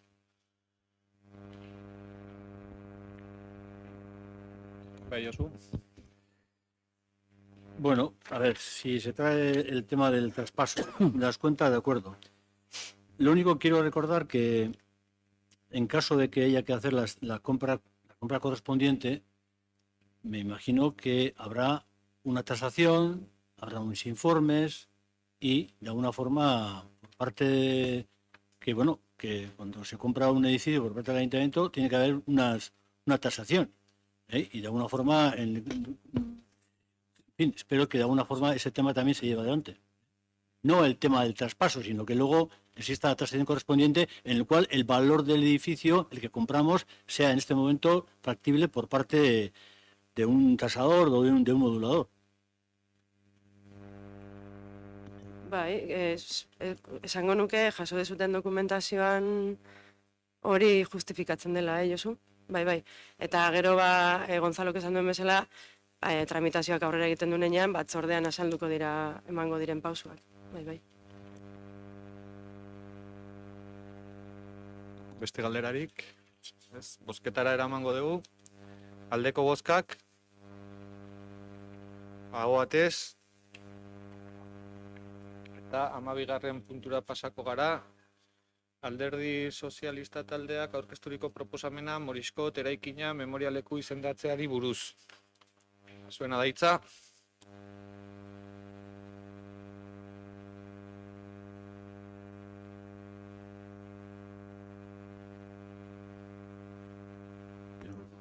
Guk ekarri ditu plenoetara hiru mozio eta hautako bat izango litzateke Moriskot se ha declarado el lugar de la memoria. Aspaldidanik, Alderdi Sozialistaren lana izan da askotan, udaletxe honetan, memoriaren inguruan lana egitea. Eta azken finean, gauzak bere kontestuaren barruan, bere Orduan, el 31 de octubre del año 2022 se aprobó una ley de memoria democrática, que eso lo que hacía extender pues una serie de condiciones o cuestiones que luego, bueno, repercutía en lo que era la actividad de cada municipio, cada provincia, cada autonomía, cada nacionalidad. Y en este caso, bueno, nosotros incluso yo creo que se hizo un trabajo, no sé si en un blog, en el sentido de cuál sería la aplicación de lo que es de la memoria democrática en lo que es el contexto actual, ¿no? Y uno de los elementos que aparecía, incluso además hay un libro que lo sacó el ayuntamiento que era Lugares de Memoria, es un tocho así de gordo, Lugares de Memoria, y en ellos aparece Moriscot. Entonces, en principio hemos presentado una moción para el pleno del 26 de octubre. El Grupo Municipal Socialista, a tenor de lo dispuesto en la Ley 20-2022 de la Memoria Democrática, que en su artículo 49 define los lugares de memoria democrática como aquellos espacios inmuebles, parajes o patrimonio cultural inmaterial o intangible en el que se han desarrollado hechos de singular relevancia por su significación histórica y simbólica, o por sus repercusiones en la memoria colectiva y vinculaciones a la memoria democrática, la lucha de la ciudadanía española por sus derechos y libertades, la memoria de las mujeres, así como de la represión y violencia sobre la población como consecuencia de la resistencia al golpe de Estado del julio del 36 en la guerra de la dictadura, y la lucha por la recuperación y profundización de los valores democráticos, teniendo en cuenta que el edificio Moriscot fue utilizado como albergue para los niños repatriados por el franquismo tras verse forzados al exilio por la sublevación militar del 18 de julio. El edificio Moriscot estaba regentado por una orden religiosa que albergara a los niños antes de que fueran entregados a sus familias o a personas cercanas al régimen, y en el caso de sus padres que estuvieran encarcelados o no pudieran regresar. A lo anterior hay que añadir que el edificio es el último vestigio de la hostelería histórica de la ciudad. Por todo lo anterior, desde el Ayuntamiento de Hondarribia acuerda que se solicita a la Secretaría del Estado de Memoria Democrática la declaración de edificio Moriscot como lugar de la memoria. En este edificio es un edificio singular en el que, bueno, incluso históricamente eran, bueno, los críos que de alguna forma en 36 fueron hacia Burdeos, hacia la parte francesa, cuando volvían pasaban por este edificio. Es un edificio singular que tiene su historia y por lo tanto entendemos que es un lugar, bueno, un lugar de la memoria que en todo caso en Hondarribia sí es importante que de alguna forma lo podamos, bueno, señalar o podamos recordar, punto. Nada más, eskerrik asko. Eskerrik asko zuri Josu, Aitzol mesedes. Bai, arratsaldean. Bueno, Josuk izandakoaren harira gaur hori, 3 mozio ekartzen dituztelaren memoriaren inguruan, bueno, guk lehenik eta behin aipatu behar dugu, bueno, memoriaren gaietan norabide jakin bat edo, bueno, ikusten dela honetan, ez? Nik uste dut memoriaren gaia alderdikerietatik at egon barko lukeen zerbait dela, orain arte bakeola bezalako figura bat eduki dugu, bertan dena, bueno, edo behintzat ateratzen zena adostasunetik eta ateratzen zena, eta kasu honetan mozio hau, bueno, ez inorekin aukera paktatzeko hitz egin gabe, eta iruditzen zaiguna pixkat deigarria edo kontraste askorik gabe. Zentzu horretan, bai, bueno, behintzat gure hausnarketa ez, zergatik Moriscot, eta adibidez ez zergatik, adibidez Kaizarra izan zela, milaka hondarribitarrek bere herria utzi behar izan zuten lekua, Frantzira edo erbestera juteko, edo eta Guadalupeko gotorlekua bezalako tokiek, ez? Baina, bueno, eraikinari dagokionez, nik uste dut, eta Josu legea aipatzeak behintzat bagaje bat edo behintzat babestu egiten gaitu, zuk izan bezala, nagusiki eraikina erabili zen, bueno, ostatu edo aterpetxe bezala aurrei, baina horrek badu tranpatxki bat. Gure iturriak erabili genitzazke, baina bueno, erabiliko dugu Pedro Barrusoren iturria. berak ere aipatzen du bezala, tras la ocupación de la ciudad, el hotel fue utilizado por las nuevas autoridades franquistas como lugar a donde se trasladaba a las personas que volvían de Francia, pero que eran afectas a los sublevados. Orduan, ari gera balioan jartzen eraikin bat, non gerra, diktadura eta barren biktimen aurka dijoan, hau da, biktima hoiek beste behin zapaltzen dituen, kolpisten familiak erabiltzen zituzten, ez errepublikaren edo antifrankistak zirenen biktimak edo ez zituen kontuan hartzen. Eta guk uste dugu legearen espiritua edo behintzat eraikin honetan edo behintzat esan nahia edo ez datorrela bat. Zentzu horretan ere faltan botatzen dugu adibidez, eta akaso horregatikan ere bai izendatu litzateke memoria leku edo espazio, gerra garaian Muriskot eraikina ordena publikoa eta garraio komisaldegi bezala funtzionatu zuen, han egon ziren Angel Manterola, Domingo Azpiazu, Jose Miguel Etxanit bezalako ondarri bitarrak lanean, akaso enfoke horrekin uler genezake, baina esan nahi hau kontuan hartuta eta batez ere bere karga nagusia horrela zurituta, guk behintzat kasu honetan kontra bozkatu behar dugu. Eskerrik asko. Besterik? Gonzalo, mesedez? Gu argudiok hartuta eta jakinda bizilagunekin hitz egin dela, unea ekarri baino lehen eta denon artean onartu dutela, gainera Josu ekarritako sistema horretan, aitzoleri ez dio debatituko hala den edo ez, gutxi egorik, mesedez, baina gu alde ingo dugu eta Partido Sozialistaren mozioaren alde ingo dugu. Zondo eskerrik asko besterik, Koldo, mesedez? Bueno, guk ere igual errepikatuko gara, baina aipatzekoa da. Uste dugu memoria modu partidistan ez dela erabili behar. Uste dugu kontzentzuzko gaia izan behar duela memoriarena. Uste dut hortarako badagoela bitartekoa, gu bihar dugu bakeolakin bilera. Gustatuko litzaiguke bizikidetza batzordea berriro martxan jartzea, etorti bideratzea kontu hauek. Iruditzen zaigulako oso importantea kontzentu sartzea erabaki hauek. Eta guk ere kontra bozkatuko dugu.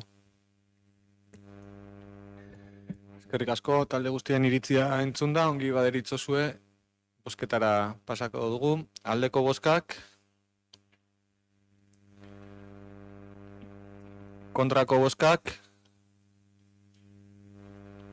eta abstentzioak, ez da aurrera atera mozioa.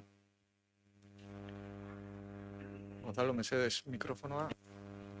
13. puntura pasako gara, ondoren, Alderdi Sozialistak udal taldeak aurkezturiko proposamena diktadurak kargutik kendutako udal funtzionarioak aitortzeari buruzkoa. Zuena da hitza. Vaya. Bueno, yo creo que siguiendo el hilo, y bueno, no quiero rebatir la posición de Itzol, pero tengo que recordarte que una de las personas que pasó por ese edificio fue Nicolás Redondo, padre, y no era ningún fascista. De crío. Punto. Siguiendo con este escrito, para el reconocimiento y rehabilitación de los funcionarios municipales depuestos por la dictadura. A ver, la cuestión está en el que cuando se aprueba la ley de memoria democrática, lo que aplica es una serie de criterios en cascada de todas aquellas cuestiones que de alguna forma fueron depurados, castigados económicamente, etc. Y entonces, si nos trasladamos a la memoria, lo que es la ley de la memoria del 31 de octubre a Hondarribia, nos encontramos con que en la época que cuando hay el golpe de Estado del 36, había una serie de funcionarios en este ayuntamiento que fueron cesados. Y lo que se pide un poco lo que os voy a decir a continuación. El Grupo Municipal Socialista, a tenor de lo dispuesto en la Ley 2022 de Memoria Democrática, en el capítulo 1, artículo 3, se establecen las tipologías de las víctimas del régimen franquista. Reconoce en el apartado G como tales a las personas que fueron depuradas o represaliadas profesionalmente por ejercer cargos y empleos o trabajos públicos durante la Segunda República o por su oposición a la dictadura.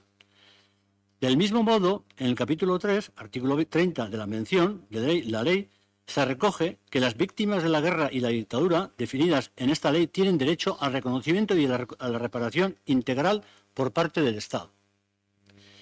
En función de lo anterior, el Ayuntamiento de Hondarribia acuerda en los siguientes personas. Bernardo Fernández Antonio, farmacéutico titular. Campandegui Sagarzazu Ramón, barrendero. Echaniz Arruti, José Miguel, maestro municipal. Echeveste Sagarzazu Antonio, profesor de música. Goicoechea Loide, Martín, inspector guardia municipal. Hernández San Martín Arturo, médico municipal. Este Hernández San Martín Arturo es el que luego le llamaban el doctor Carabañas, que este fue procesado en Burgos y se fue a Salamanca. Y fue procesado, no hubo de alguna forma ninguna pena sobre él, porque era inocente, porque le acusaban de que de alguna forma estaba castigando a los presos del Fuerte Guadalupe y fue absuelto. Médico municipal. Lápiz Campandegui Francisco, chofer de autobomba, me imagino que será el bombero. Lasa Badiola Alberto, profesor de música. Lasa Zala Cayo, recaudador. Ostolaza Gárate Cándido, médico municipal. Sagrado Azurmendi Jesús, barrendero. Sagrado Zubiaga Francisco, cabo guardia diurno. Tellería Larrea Luis, profesor de música. Tellería Zumalacárregui Ángel, auxiliar del archivo y profesor de solfeo. Tobalina Pérez Antonio Sereno. Tolosa Catarain Juan, cabo guardia de arbitrios. Y Zubeldia Garaño Jesús, profesor de música, sean reconocidos oficialmente como víctimas de la guerra civil de la dictadura y segundo, rehabilitados en sus cargos de los que fueron injustamente desposeídos y así se haga constar en las actas municipales. Esa es la solicitud. Eskerrik asko Josu, una apreciación, todos ellos eran inocentes. Ez bakarrik zuk aipamena egin duzuna, baizik guztiak inozenteak izango zirela ulertzen dut. Barkatu? Mikrofonoa mesedez eta hitza aitzoli eman nahi nioke. Bai, aurrekoaren, hildotik ez, baina legearekin eta mozioaren espirituarekin bat gatoz, baina bai ikusten dugula, behintzat beharra edo mozioak egokitasun batekin ekartzeko, hau da, aurkeztu diguzuen 17 funtzionarioen zerrenda, dator bat dokumentu honetan, 1927ko martxoaren 8ko dokumentu batean, baina depurazio edo funtzionario arazketa prozesu hori pairatu zutenak gehiago izan ziren. Eta beste kasu bat, 17 hauen artean, badaude 4, Antonio Bernedo Fernández, 1942an bere kargua berreskuratu zuena. Martin Goicoechea Iloidi, 43an bere kargua berreskuratu zuena. Antonio Tobalina Pérez, 43an bere kargua berreskuratu zuena. Eta azkenekoa, Juan Tolosa Zatarain, 1949an bere kargua berreskuratu zuena. Eta nahi zute, baditugu dokumentuak horiek baieztatzen dutenak.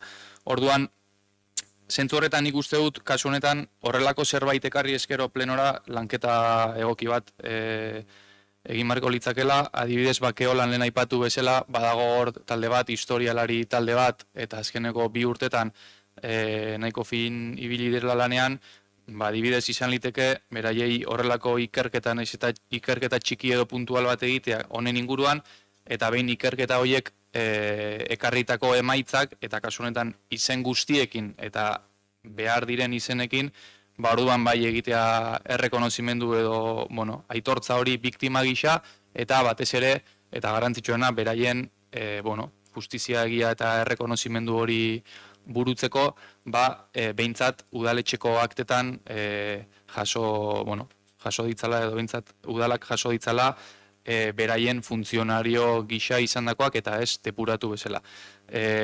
Hau guztiagatikan gure bozka abstentzio izango da. Eskerrik asko. Beste hitzartzerik, Gonzalo?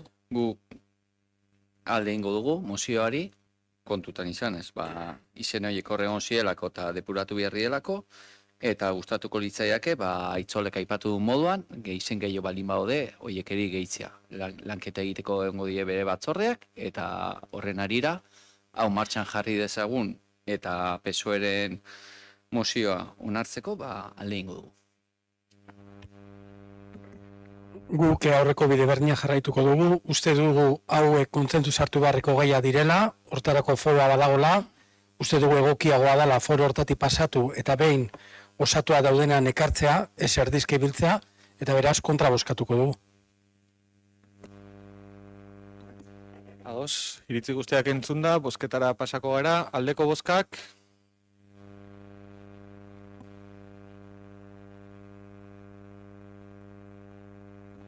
Abstentzioak. Proposamena onartuta.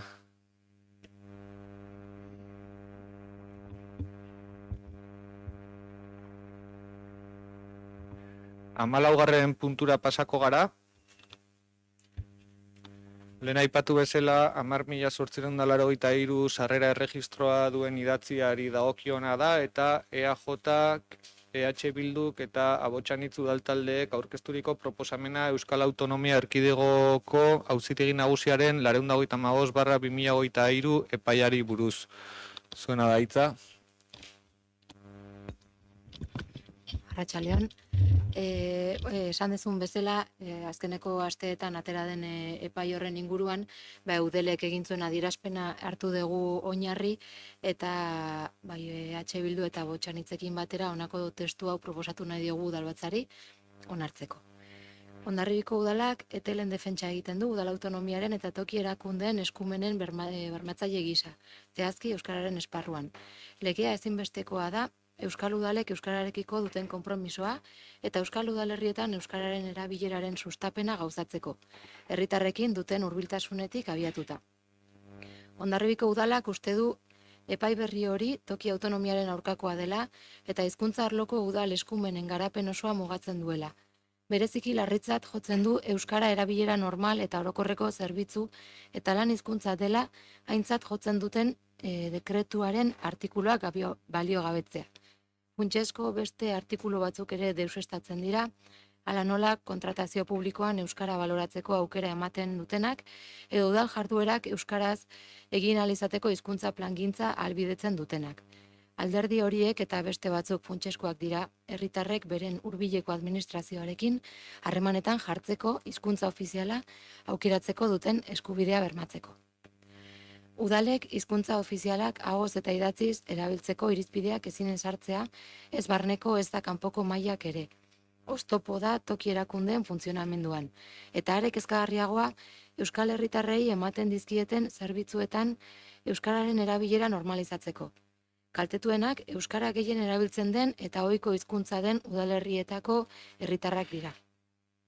Adostasun politiko eta instituzionalak eta euskal gizartearen elkarlanak euskal hiztunen komunitatearen bultzada borondateagatik euskararen bizitasuna indartzea albideratu du gure herri eta hirietan. Hondarribiko udalak egungo egoera balioan jartzen du, estatuan eta Europa hizkuntza koofizialen erabilera errazteko urratsak egiten ari baitira. Eta hori horrela, guztion artean eraikitzen joan den legeriaren bidez, hizkuntza eskubideen garapenaren aurrera egiten jarraitzeko erronka eta aukera baita. Berriro ere, Hondarribiko udalak adierazi nahi du azaroaren 4an Euskalgintzako Kontseiluak antolatutako mobilizazioarekin bat egiten duela aurreko udalbatzan proposatu genuen bezala. Eskerrik asko. Mila esker zuri, hitza hartu nahi duen inor, hortzi. Apa, zaldeon. Besterik gabe, esan bezala hiru alderdiek adostutako testua hor dago eskuartean, eta, gauza gutxi gehiago zehazteko, aipatzeko. Nik uste dut zoritxarrez aukera polita daukagula, elkartzeko, azaroaren 4an denok elkarrekin Bilbora juteko, eta tentu zibili beharko gara, ze inertzia, ze bide hartzen den, epaibideak, zer nolako bidea itzen duen.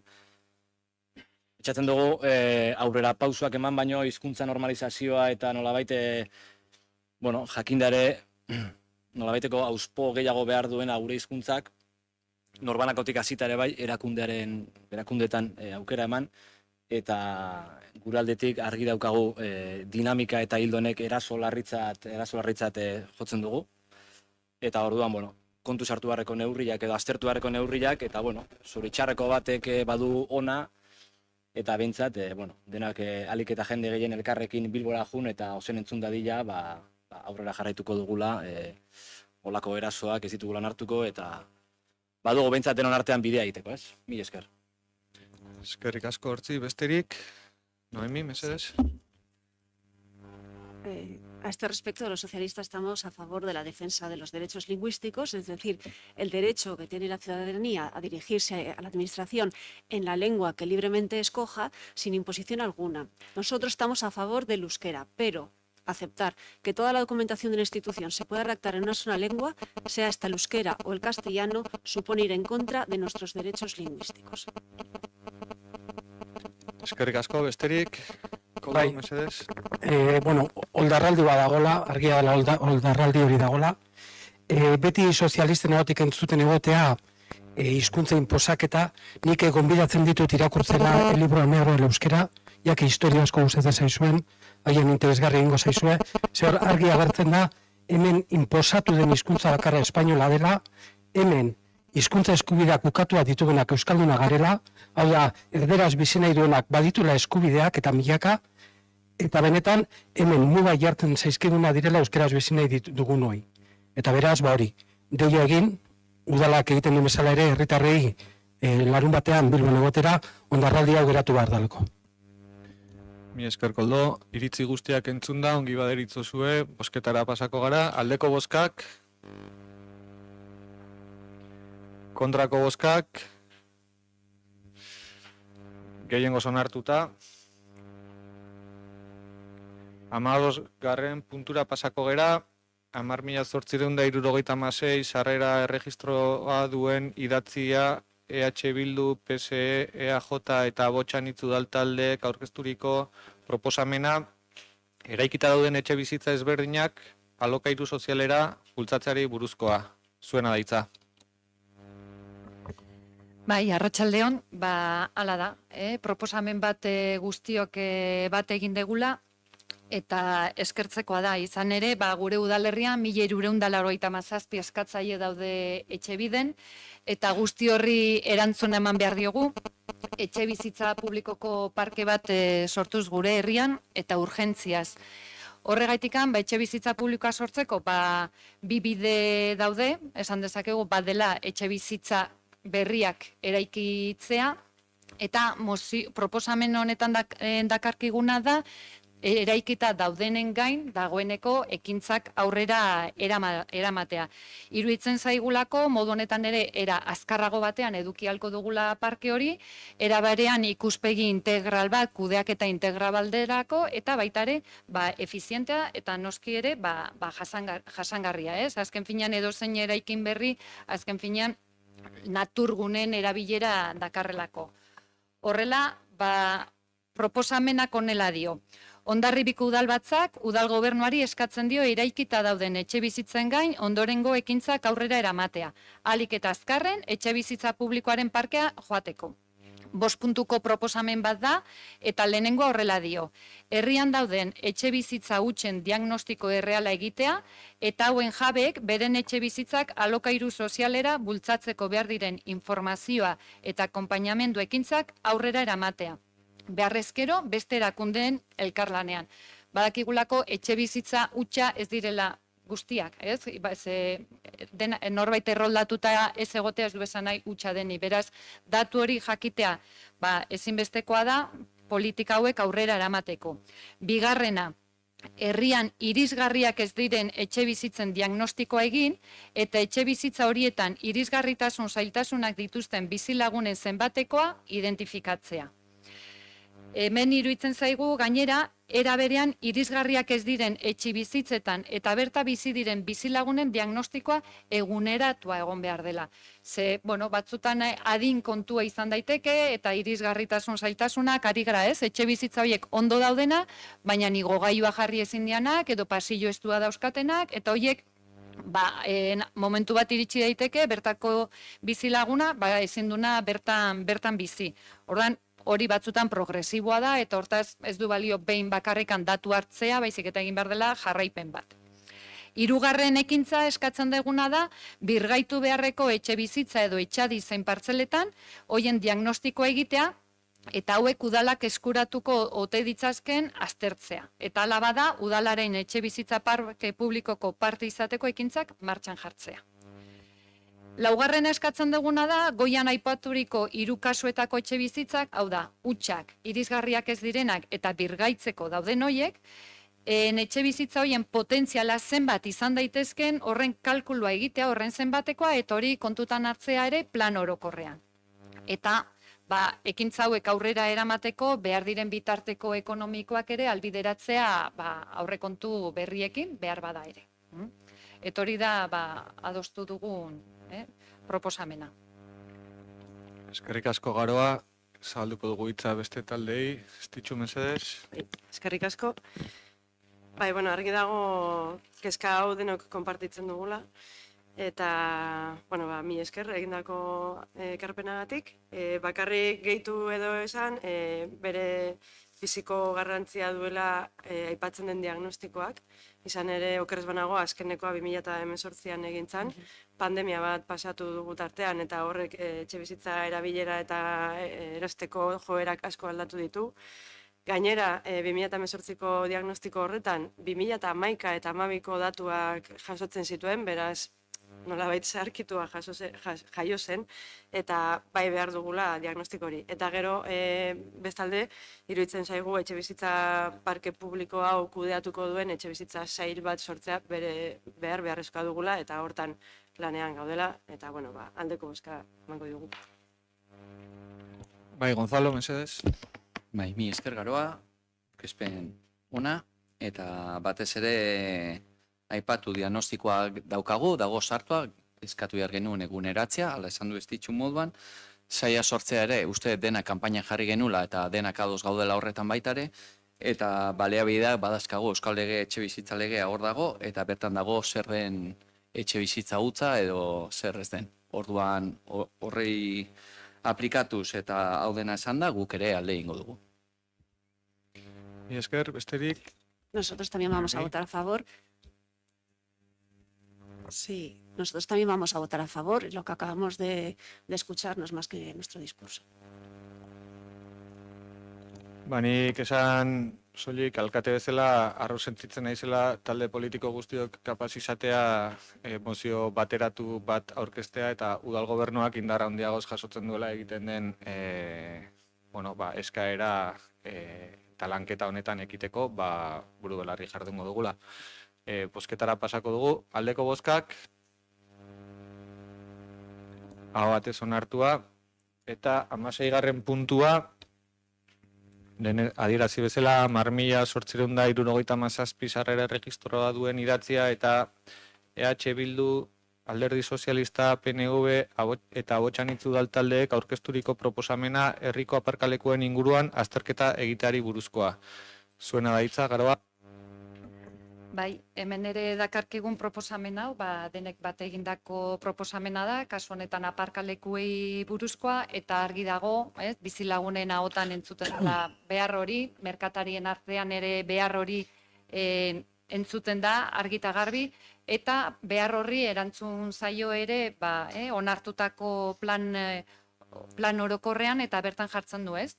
Hiriaren erdialdean, aparkaleku plazen beharrei erantzuteko zenbait gune aztertu dira. Aparkalekuko plaza kokatzeko alternatiba gisa. Tamarri, Javier Ugarte, Zezen plaza eta Donostia kalea. Guk aur hemen ekartzen duguna da beste planteamendu irekiago bat, orokorrago bat, ikusten dugulako behar horri ezin diogulare bakarrik norabide bakarrean erantzun. Hau da, aparkatzeko beharra daukat, aparkaleku gehiago behar ditut. Gure iritziz, egoera guztionek eskatzen digu azterketa sakonago bat, ze aparkaleku motak behar ditugun ere argi edukiz gure herrian eta birplanteamendu bat eginez, ez? Azken finean, beharrak ezberdina direlako herritarrenak, turistenak, bisitan datoztenak, bertako edo, ez? Auzoetako bizilagunenak, karabanenak, bertako karabanenak, kanpotan datozena, autobusena, guzti hori berplanteamendu bat egin beharra dago eta orden bat ezarri. Pixka bat ateako nez gidoitikan, ez da esatea, armairuan ez daukat tokirik. Zerrin behar dut, etxean armairu gehiago sortu eta ordan agian pasillo gabe gelditzen naiz. Ez batzutan garbitu beharra edukitzen da, orden bat eman behar diogu daukagunari. Ordan gu proposatzen gatozena da, orden hori ematera, eta gainera, orden hori ematean, birplanteamendu hori egiterakoan, kontutan hartzea oraingo beharrak, eta zeintzu diran aurre egin behar ditugun erronkak, edo zeintzu diran mugikortasun jasangarri horretan hartu behar ditugun norabideak. Eta orduan, kontutan hartzea, bide gorri osatu bat izango dugula nosbaite, ez? Herri autobusa ere horre edukiko dugula, konexio beagoak, kotxeak eta konpartitzeko ere joera handiagoa dela, beraz, beharren azterketa ezin dugu bakarrik gaur egunera egin, baizik eta egin behar badugu inbertsio bat X eurotakoa eta eragiten duna gure herrian, bentsa jakin behar dugu doan norabide egokian edo agian planteatu beharko dugun. Horregaitik proposamenak hala dio, Hondarribiko udalbatzak udal gobernuari eskatzen dio. Herriko aparkalekuen gaineko birplanteamendu eta diseinu integrala gauzatzea. Aparkaleku behar ezberdinak kontutan hartu daitezen. Hala nola, herritarrenak, bisitarienak, turistenak, karabanenak, bisitarien autobusenak, zein kudeaketa eredu ezberdinak. Aparkaleku libreak, bertakoen aparkalekuak, ordaindu beharrekoak, disuasorio aparkalekuak. Bigarren puntua. Birplanteamendua egiterakoan kontutan hartu daitezen egungo baliabidez gain, etorkizunekoek aparkaleku beharrean izango duten eragina. Hala nola, herribusaren existentzia, herri mailako txirrindaren bidegorri osatua, bestelako herri eta hiriekin garraio publikoa areagotzeko asmoa, ibilgailua konpartitzeko zerbitzuak. Eta hirugarren puntu bezala, aurreko ekintzak burutu ahal izateko, nola ez, bitarteko ekonomikoak. Eskerrik asko. Eskerrik asko Garoa, taldei ere iritzirako tartea zabalduko digu, ez ditxu, mesedez? Eskerrik asko. Hontan ere, lanean harrapatu gaituzue eta beraz bat egiten dugu proposamenarekin. Labur esateko, datorren 2024ko aurreikusita genuen ja, bidegorri sareko hainbat puntu lotzearena, ala nola solbeseko gauza arraro hori, baita ere ospitalerako bidegorria lotu gabe dago eta hori ere lotzeko asmoa dago, San Lorenzo laguna hori etorriko zaigu eta beraz hortan ere lanean gauden nola egin lotura hori, beraz mai gainean dagoen lanketa da. Hiribusari dagokionez, lanketa abiatuta zegoen aurretik, 2018-19 urtean zuzenduko nazu kaliza ez balin badola, bideragarritasun ekonomikoa plantatu zen, baina orain berriro ekin diogu bideragarritasun ekonomiko horri, izan ere, 5 urte pasa dira eta beharrak aldatu dira, eta hortan gaude, oraintxe bertan. Eta azkenik komentatzen zenuen bezala Garoa, iruditzen zaigu, bertako biztanleari eman behar zaiola lehentasuna aparkatzeko orduan, eta beraz nolabaiteko eredu modernoago bat planteatzeko lanean hasi berria ginen ere, baita ere hori bertako, tao, bisitarientzako nola kudeatu, nolabait modu integralean ekin behar zaiolako, eta baita ere hiri osoan, ikusi dugulako, auzo jutea, auzo konkretu bat ikonpontzen diola, baina agian ondokoari eragit negatiboa ematen diola, beraz, nolabaiteko modu integral batean ekin behar zaila, eta justu hortan ere hasia ginen beraz ongietorria zuen mozioa, eta bat egiten dugu. Besterik, Gonzalo? Mi esker Garoa, beste behin ados gaude, ne ustez talde guztiek ados daude, kanpainan eta gure programetan ala ginen, denak ados ginen, baino pena hartu dut batez ere jakinda sukalde lan horietan Igorrek esan zuen moduan guri atzo lan guzti hauek bertan daudela, lantzen nahi dela eta sukaldatzen nahi dela, eta gugan ez kontatzea. Ne ustez gai bat denon artean egiteko gaia polita da, denon artean ados gaude hiri barreneko mobilitatea gure herritarrentzako hobetu behar dela, oinentzako espazio seguruak eta zabalak, bidegorria loturak osatu, bertakoentzako aparkalekuak sustatu eta batez ere autobusa martxan jarri. Hau dena kontutan dakagunez denok ados gaudela eta guain arte gure programetan hala jarri zena, pena hartu dut, gai guztiak hauek ez martxan jartia gu jakin gabe. Eta gustatuko litzaidake hau ja martxan jartzeko, ez daki beste mai bat, beste batzorde bat, o beste zerbait kontinuo izatea hau denon artean lotzeko. Orduan alde ingo dugu, alde ere gustatzen zait, martxan dagola jakinda gai guzti hauek, eta ne ustez herritarren onurako izango dela, eta horren bidean gu beti horrengo gera. Espero du zure pena alaitasuna bihurtzea epe laburrean, eta ez dakit alderdi sozialistatik zerbait esateko asmorik. Nada, completamente a favor de la propuesta. Ados, norbait.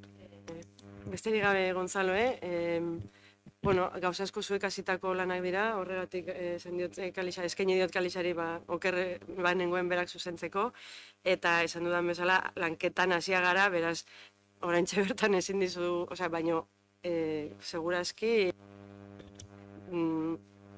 hori da, partekatuko da, goiz.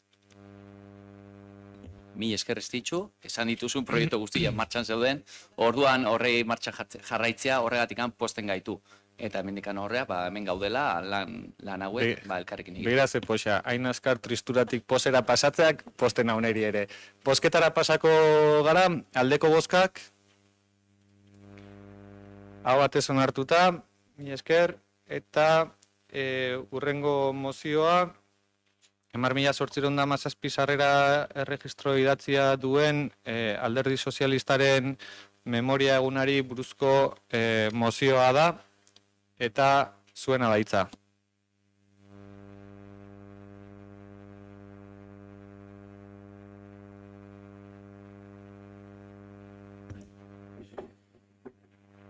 Datorren 31an izango da, zenbait lekutan ospatuko da Memoria Demokratikaren eguna.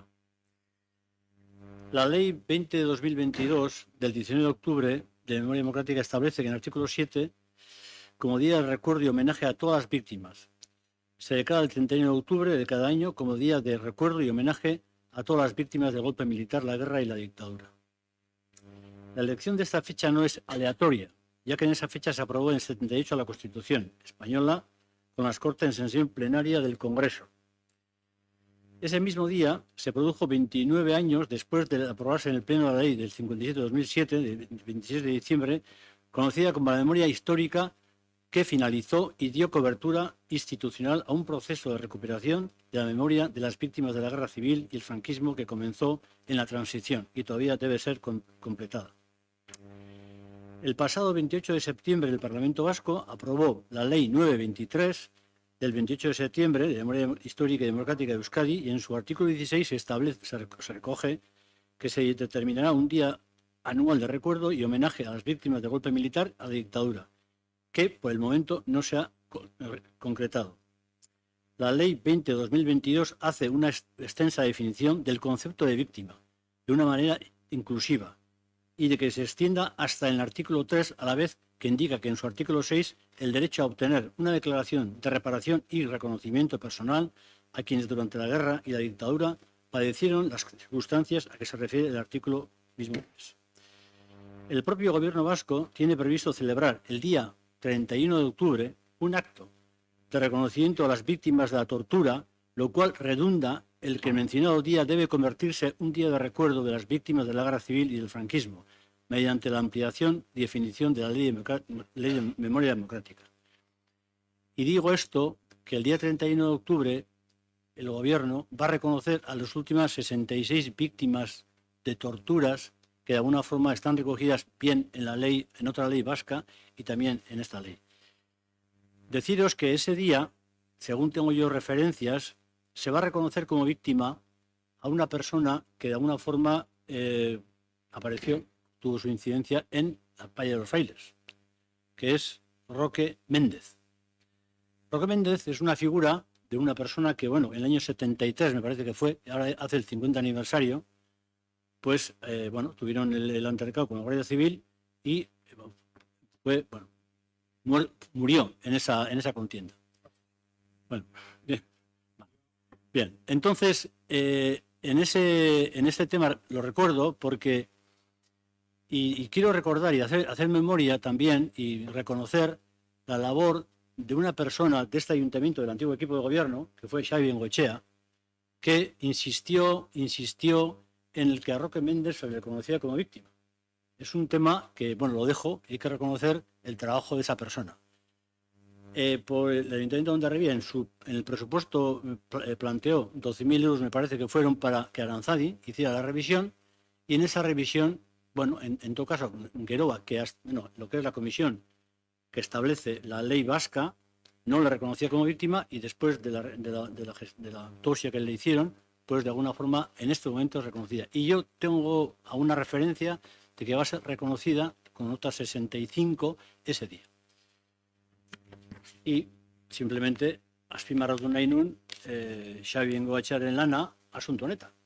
Xabi Bengoetxearen lana bakarrik ez, gero baita ere beste jende bagazan, pues, por ejemplo, ni uste dut baita ere hor bezeon enparan, Joserra enparan, baita ere, izan zen hor lan horietan, y bueno, y en todo caso eso se ha quedado ahí. Pero bueno, yo lo que venía un poco también es a la moción. Dicho esto, a la moción que de alguna forma presentamos con este asunto. La moción que presentamos dice lo siguiente. Las Cortes Generales han aprobado recientemente la Ley 2022 del 19 de octubre de Memoria Democrática. Esta ley contempla, entre otras muchas disposiciones, declarar 31 de octubre como día de recuerdo y homenaje a todas las víctimas del golpe militar, la guerra civil y la dictadura.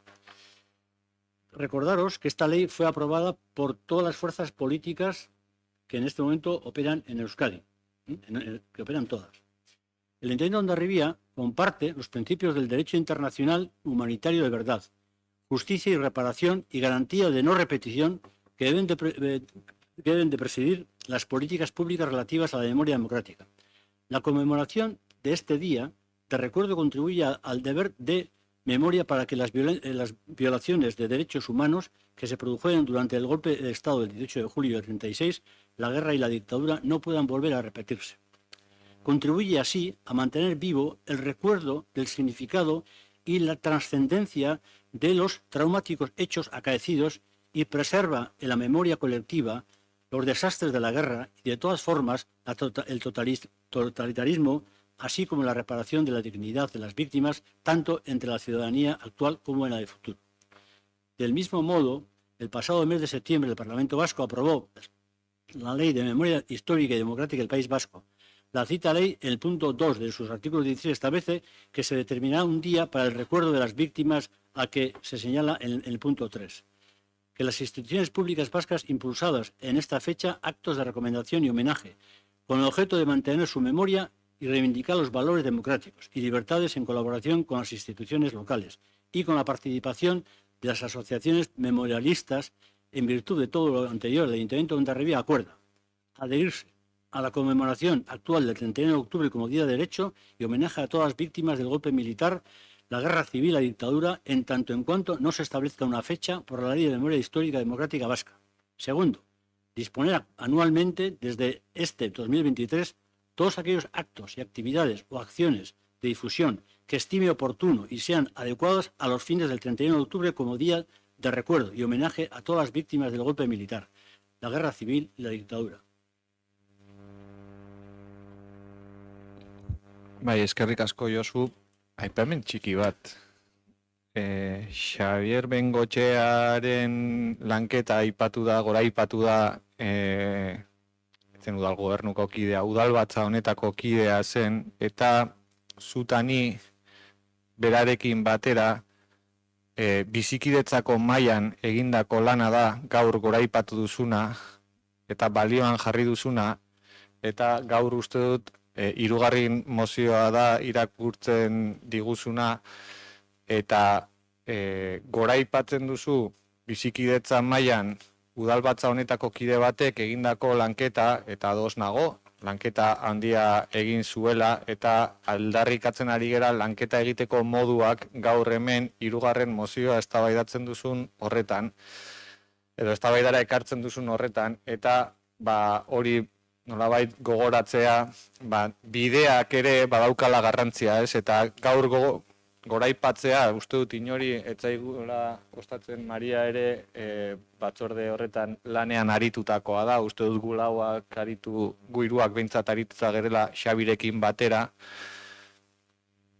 eta bideak garrantzitsuak direla ere memoriako gaia jorratzerako garaian, ez? Soilik kontutxo bat aipatu, bide horri jarraitu eta zuk ondo esan duzun bezala aurrekontuetarako jaso zen 18.150 euroko partida bat ikerketa hori burutzekoa eta esleitu berri dela lanketa hori egiteko lanketa eta espero dudala denok elkarrekin lanketa horren partaide sentitzea eta bide bat izatea Roke Mendezen eta Roke bakarrik ez, bere familiak, bestearen familiak ezpaitu nahi izan, Jose Luis Mondragonen familiak ezpaitu nahi izan prozedura horietan sartu duen minagatik oraindik, eta, bueno, nik uste dut denok bat egitea lanketa hauetan eta elkarlanean jorratzea askoz ere emankorragoa dela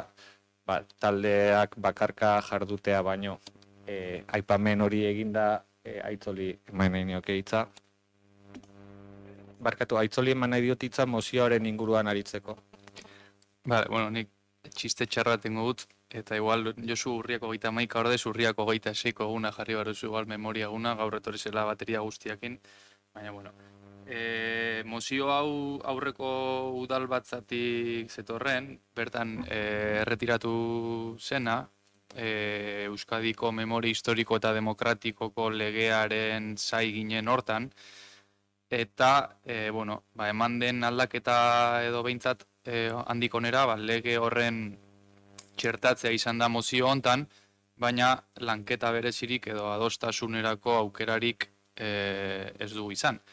Eta, bueno, ulertzen dugu egun hau esartzeak, kaso, Eusko Jaurlaritzan dauden indarrei, igual puenteatzea edo behintzat beraien gainetik pasatzea ere badela, Euskadiko legeak ala esartzen baitu, data bat proposatuko dela, izan goi mailan edo izan administrazio lokalen esparruan.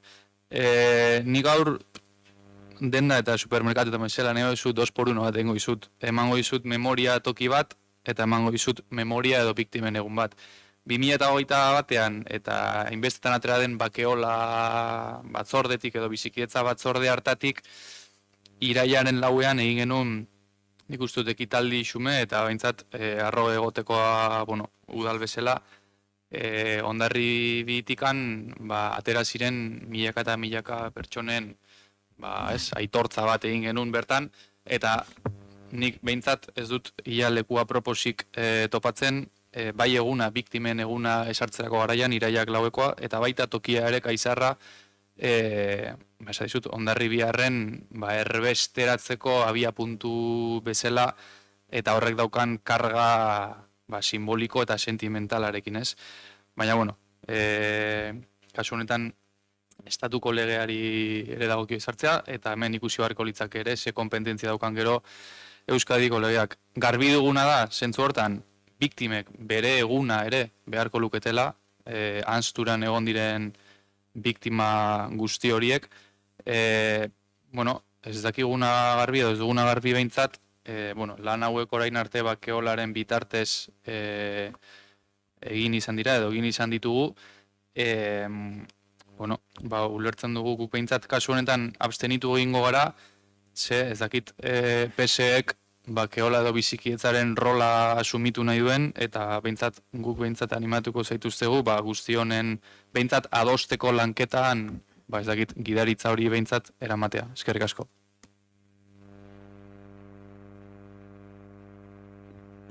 Beste taldeek, Gonzalo, mesedez. Bai. Mi esker Josu, indozun azalpenengatik, Aitzol baitare. Batez ere, guk alde ingo dugu, mozioen alde, baino nahiko nuke pena ematen di, olako kasutan beti norbait atzetikan egon behar dela, salatzen, olako bitima den, eta Roke Mondragon adibidez aipatu zuten moduan, salatu denez, beti aurrera di joan, eta onartu izango da bere izenez, Jose Luis Mondragon ez da bere izena onartuko, eta gustatuko litzaiake, olako gaiak ez gai hori bakarrik, daude beste bitima pilo bat ez diela salatzen, eta olako ikerketak guain sinatu berria den dekreto horretan, olako ikerketak azalatzen dien emaitzekin, pertsonak horiek lista horietan egotia. Eta batez ere erabat ados, esan dien hitz guztiekin, bitaldekin duzuten moduan. Mi esker. Guk aurreko biekin izan dugun postura berdina mantenduko dugu. Ez da kontra gauzela, kontra, baina, bueno, arrazoia uste eta saldu dugula. Uste dugu biktime bere eguna behar dutela, noski. Eta gero, aipatzea ez da, bueno, Rokena onartu da, espero ezagun Luisena ere epe laburrean onartza dena, eta gauza bat argi ustea, ez iran hil egin zituzten. Osea, no murieron, fueron asesinados. Osea, que quede claro. Bai, mi esker, horretan ziur nago, bien izena balioan jarriko duen lanketa burutuko duela Hondarribiko udaletxeak, horretarako abiatu baita prozesua, aurrekontuetan zegoen diru partida batetik, eta espero deu, prozesu horren bukaeran, edukitzea gertatutakoaren zehaztapenen berri emango duen dokumentu tekniko eta zientifiko bat. Beraz, hemendik hilabete gutxirako lanketa horretan, espero dugu dokumentu interesgarria izatea. Ongi baderitzo zue, barkatu? Ez, aipatzea 50 urte betetzen direla, osa bai, gainera, ez dakiz segatik bada, ez da 50 urte urrena dela gainera aipatzea. Bai. Osondo, ongi baderitzo zue, bozketara pasako gara, aldeko bozkak, kontrako bozkak, eta abstentzioak, proposamena onartua, espero dugu, lanketan etzoleka dirazi bezala, lidergori hartzea komunikatua egin eta talde guztiekin partekatzeko eta adosteko gai izatea.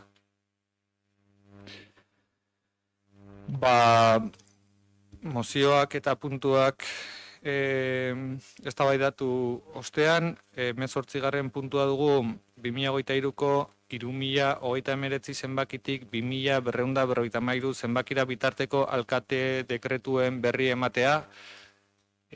Guztien berri ezin eman dezaket, baino egia da baita ere aurreko aldian ustu 800 bat dekretu zirela eta oraingo honetan 200 gutxi dekretu direnez, norbaitek galderarik egiteko baldin badauka, eskertuko nuke egitea.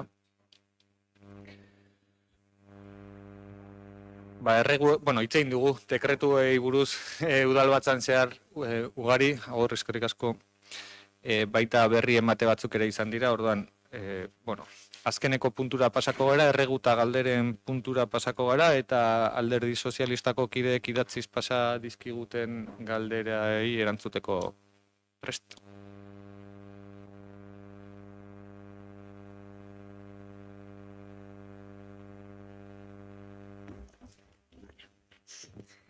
De las partidas acordadas, que no son los presupuestos, ya he puesto la pregunta a los presupuestos, pero luego ya me ha aclarado Estichu que era en la modificación de créditos y que corresponden a propuestas del Partido Socialista. Nosotros queríamos saber cuál era el nivel de ejecución de las siguientes.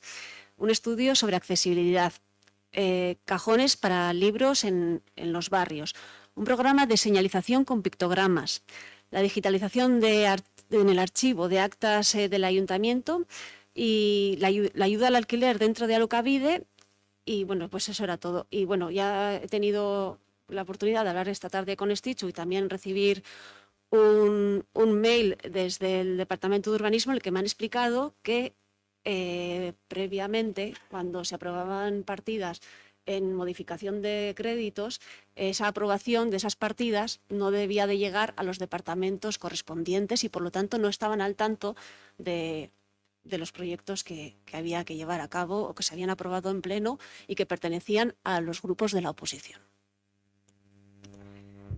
Bai, eskerrik asko Noemi. Hori ala saldu didate niri behintzat, galdetu didate ea ze dokumentutan jasotzen zen partida horiek onartzen zirela, nik esan diot nire ustez udalbatzako akta jasotzen zela. Eta, egia esan, harrapatu nahan pixkat horrela, ala ere, detektatzen badin badugu hor arazo bat dagoela, komunikazio arazo bat dagoela, neurri zuzentzaileak jasoko ditugu. Laura, zerbait esan nahi zenuen? Bai, batzordea egin da gero egiten duguna da akta bidali eta akta eranskin guztiekin bidaltzen dugu etxe osora. Beraz, langile guztiak edo guztiek dituzte akta hori eta eranskin guztiak. Kreditu aldaketekin eta alderdi bakoitzak proposatutakoarekin. Bale, bagian gehiago da nolabeteko lidergo falta edo, ez, departamentu barruan hori, baino, balio izan digu detektatzeko, ez dela transmisio hori behar den bezala egiten, eta zoritxarrez esan behar dut, hirigintzako departamentuari dagokionez proiektuak ez daudela garatuta. Badago bat, liburuentzako kajoiena hori bai omen dago nahiko bideratuta, baino gainontzekoak ez. Orduan, ez da gustoko hau esatea, baino hori da esan behar dudana. Hortzik badu beste partida bat, bere esku. Kreditu gehigarrien atal horretan esan dezuna, badago bat horren berri izan nuela udan zehar, eta artxiboen akten digitalizazioa. Josuk ere ala galdetuta nola zegoen, martxan ginela, okerrez banago ere bere momentuan kreditu aldaketan kalixak ere bai abisua emana horren berri, eta guk nolabait lekuko hartu dugu, unbarreko teknikarekin egon duera langilegoakin, eta hori digitalizazioena martxan dago, esleitua dago, eta bai, bere prozedura jarraituko du, kreditu partida horrek eta lan horrek, eta horrekin batera, eta artxibo hori dagokionez, azaldu, bazegola beste eskaera bat artxiboko langilegoen aldetikan, duela 3 urtez, okerrez banago azkeneko segintzela, 2008ko txaila martxoa buelta hortan edo, eskatzen dela nolabait lekuaren mantenu edo nolabaiteko desinsektazio lan bat, kontserbazio, paperen eta dokumentuen kontserbazio lanak egiteko. Horren eskaera bat egondu da, eta hori ere bai langilegoakin batera, idazkariakin batera eta bar, martxan jarri dugu, orduan datozen hilabetetan, horrena jarrituko dugu. Eskerrik asko, beste galdera batzuk ere baituzu. Perdón. Las siguientes preguntas tienen que ver con movilidad y en concreto, pues yéndonos a la calle Javier Dugarte, la plataforma que se ha instalado sobre la que está el nuevo paso de peatones frente al Colegio de Ama Guadalupekoa, pues nos han llegado varias quejas de ciudadanos que ven mucha inseguridad en ese paso de cebra porque está demasiado pegado a la rotonda y perciben que cruzar es arriesgado. Y bueno, queremos saber simplemente cómo lo veis. Gonzalo te estaba diciendo que es Sabino Arana, la calle. Ay, perdón. Honen inguruan, egia da guk ere jaso izan ditugu herritarren, mezuak esanez, arriskoaren pertzepzioa badago. Egia da, mugikortasun maila azkenekoa egin genunean, bertan ginela ikusi genuen abiadura gehiegi erabiltzen dutela ibilgailuekor. Eta, hor badaude hainbat arrazoi, alde batetik daukagu, oraintxe bertan plataforma horrek daukan margoak ez du laguntzen, ze konfusiora ematen du, zebrabide bat dauka gainetik margotuta, orduan, nahi eta nahi ez jotzen dugu modu klasikora, ezta, gidatzeko orduan. Hor iruditzen zaigu, plataforma horren itxurak hartu beharko lukela espaloiaren itxura eta kolorearen bitartez nolabait hori ezta, luzapen hori egin gidatzen dijoanak jabetu dadin espaloiaren gainean sartzen dela. Eta hori egiteko momentuz egin luze parean obretan daudenez, horko plataforma hori erabiliko dugu ikusteko, nolabaiteko piloto bat egiteko eta ea kolorearen bitartez jendea jabetzen den plataformaren gainean dagoela. Hori alde batetik, bestetik, egia da ere, horko rotonda, iturria duen rotonda hori sobredimentsionatuta dagoela eta zabalegia dela. Karril edo erril horrek askoz ere estuagoa izan beharko luke eta horrek ere eragingo luke kotxeen abiadura asko murrizten. Eta beraz, proiektu hortan ere, gabiltza pixkat buelta bat ematen ez da berria, hau ere lehendik planteatuta zegoen gauza da, eta azkenean hainbat esparrutik lan eginda lortuko dugu nolabait, azkenean abiadura jistea da, buruan sartu behar zagu, hiri barnean ezin garela ibili, nahiko genuken abiaduran. Gracias.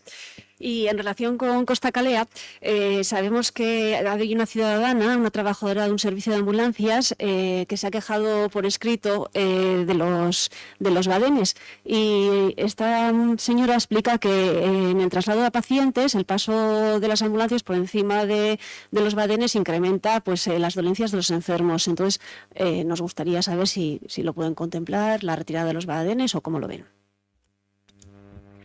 Bai, egia da, hau oso berria da guretzako behintzat. Egia da ere, Cojin Berlines hauek ez zutela hasieran olako, oneritzi zabali jaso, baina guk uste dugu geroz eta erabileraren poderioz jendeak ere ulertu duela zein den bere funtzioa, eta funtzioa bereziki da, berriz noa gai berdinera ez, abiadura murriztearen helburua dute. Cojin horiek kenduko bagenitu, segurazki berriro ere aurreko abiaduretara bueltatuko ginean, 180 kilometro orduko, eta orduan baloratu da Cojin horiek kendu eta ohiko baden antzeko batzuk egitea, baina azken finean are okerragoa izango litzateke soluzio hori, eta azkenean aztertuko dugu zein izan daitekeen bidea, mugikortasun maila ere hortako dago, azkenean Costa Kalearen alde onak eta gabezi horiek aztertu eta hobetzeko bidean, baina beti hobetzeko baldin bada, baina hori, azpimarratu, baden horien helburua dela abiadura murriztea eta kenduko bagenitu berriz ere arazoa sortuko genuke kalean, izan ere kotxeak hartuko luketelako, eske orain txertan hain polita dago, eta hain erreza azeleradoreari emateko, arriskua handiagoa sortuko genukela. Mil esker, besterik esateko, bai? Gu badazkagu galdera batzuk, alditugu egin. Egin ditzakezue, baina geratu ginen bezala idatziz pasa eskero eta horretan gelditu ginen aurrez idatziz pasako zenituztela, nahi baduzute apuntatuko ditugu eta erantzun badaitezke orain erantzun ditugu eta bestela urrengo udal batzarako geratuko dira. Bale, ondo da. Lehenengoa, udal batza eta batzorretan normatiba edo dagoena, taldekeri helaraztea, dena jakiteko, nola jokatu behar dugun, dokumentazio sartzeko eta jasotzeko. Biletan, gustatuko litzaiake. Aurrekoan inun galdera bat ere bai, erregistrotikan nola eskatu behar genitun gauzak, ez dugu deus jaso, eta gustatuko litzaiake talde guztiekeri jasotzea.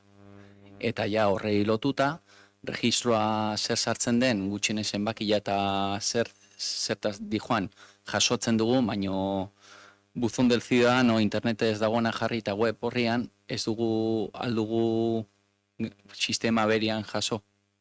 Hori izango zen galdera bat. Bigarrena. Barkatu, hau erantzun dezakegu. Bale, apuntatu da zenula horregatik, bale, barkatu. Bueno, esan dut erantzun daitezkenak erantzungo nituela eta besteak hausnarketarakoak direnak erantzungo dituela. Araudia, uste dut, ez dagoela, arazorik bialtzea, toki erakundeen legea dago eta ley de bases de régimen local edo reglamentua, hori da udalean dauka. Orduan, udal funtzionamenduaren araudi propiorik ez daukagu, ez duzute aurretik landu eta daukaguna dire arau orokorrak Hondarribiko udalean eta iruditzen zaite interesgarria lehen eudelek bidaltzen zizkigun horrelako liburuak orain eudelen web horrian ere eskuragarri daude, baino modu elektronikoan eta ez paperean, eta dena den, helarazteko aukera baldin badago udalaren aldetik araubide orokor horiek, helarazteko arazorik ez. Eta eguneratu behar badugu eta propio egin behar badugu, ere gu prest gaude denon artean bat egiteko. Ni ere, harritzen zaidana da, gondu naizela prest 8 urteetan eta ez dela momenturen bakar batean ere horretaz eztabaidatu ere egin eta orain horrelako insistentziakin 2 hilabetetan jarraian araudiari buruz horrelako galderak egitea, harritzen zait, zeren nik daukidan araudi berbera badakizuzuk edo badakigu hemen gauden hainbat zinegotzik eta harrituta entzuten dut proposamena, baina noski lantzeko gai bat badela eta buruan badagola, 2 hilabetetan ez dena izango, noski, zeren udal barne araudi batek suposatzen duen lanketa handia da, eta ez dago, ez da hasierako oinarriko lanketarik ere gu udal honetara iritsi gerena. Beraz, momentu honetan dagoen araudia, ez da berria, da araudi orokorra bai EAEkoa eta bai estatu mailakoa, eta hori da daukaguna indarrean. Zuzenketa bat da lehenengo aldia eskatzen dutela udalbatzako araudia. Bestaldetik, gustatuko litzaiguke, batez ere martxoak 8ko komuna mugitzeko eta zegoen, ez da mugitu gandikan, eta zergatik mugitu baino lehen ez da martxan jarri gutxienez bizilagunek eta bertan dauden pertsonak erabiltzeko. Eta azkeneko barkatu ez da gai berakin, igor barkatu. Eta azkeneko plenuan ez, abuztuan galdetu nunean, pixatokiak zeudelako ikusgai, eta ez dakizer, alko zen manpara txiki bat jarri hor ez erabiltzeko, baino bai komuna, batez ere zerbitzua publiko delako. Elitzateke erabaki niretzat zoriontsuagorik egongo, komun horiek erabileran egongo balira jada. Eta martxoak 8ko komuna eta Mendeluko komuna zergaitik ez dauden erabilgarri ez direlako lekurik egokinean jarriak izan da.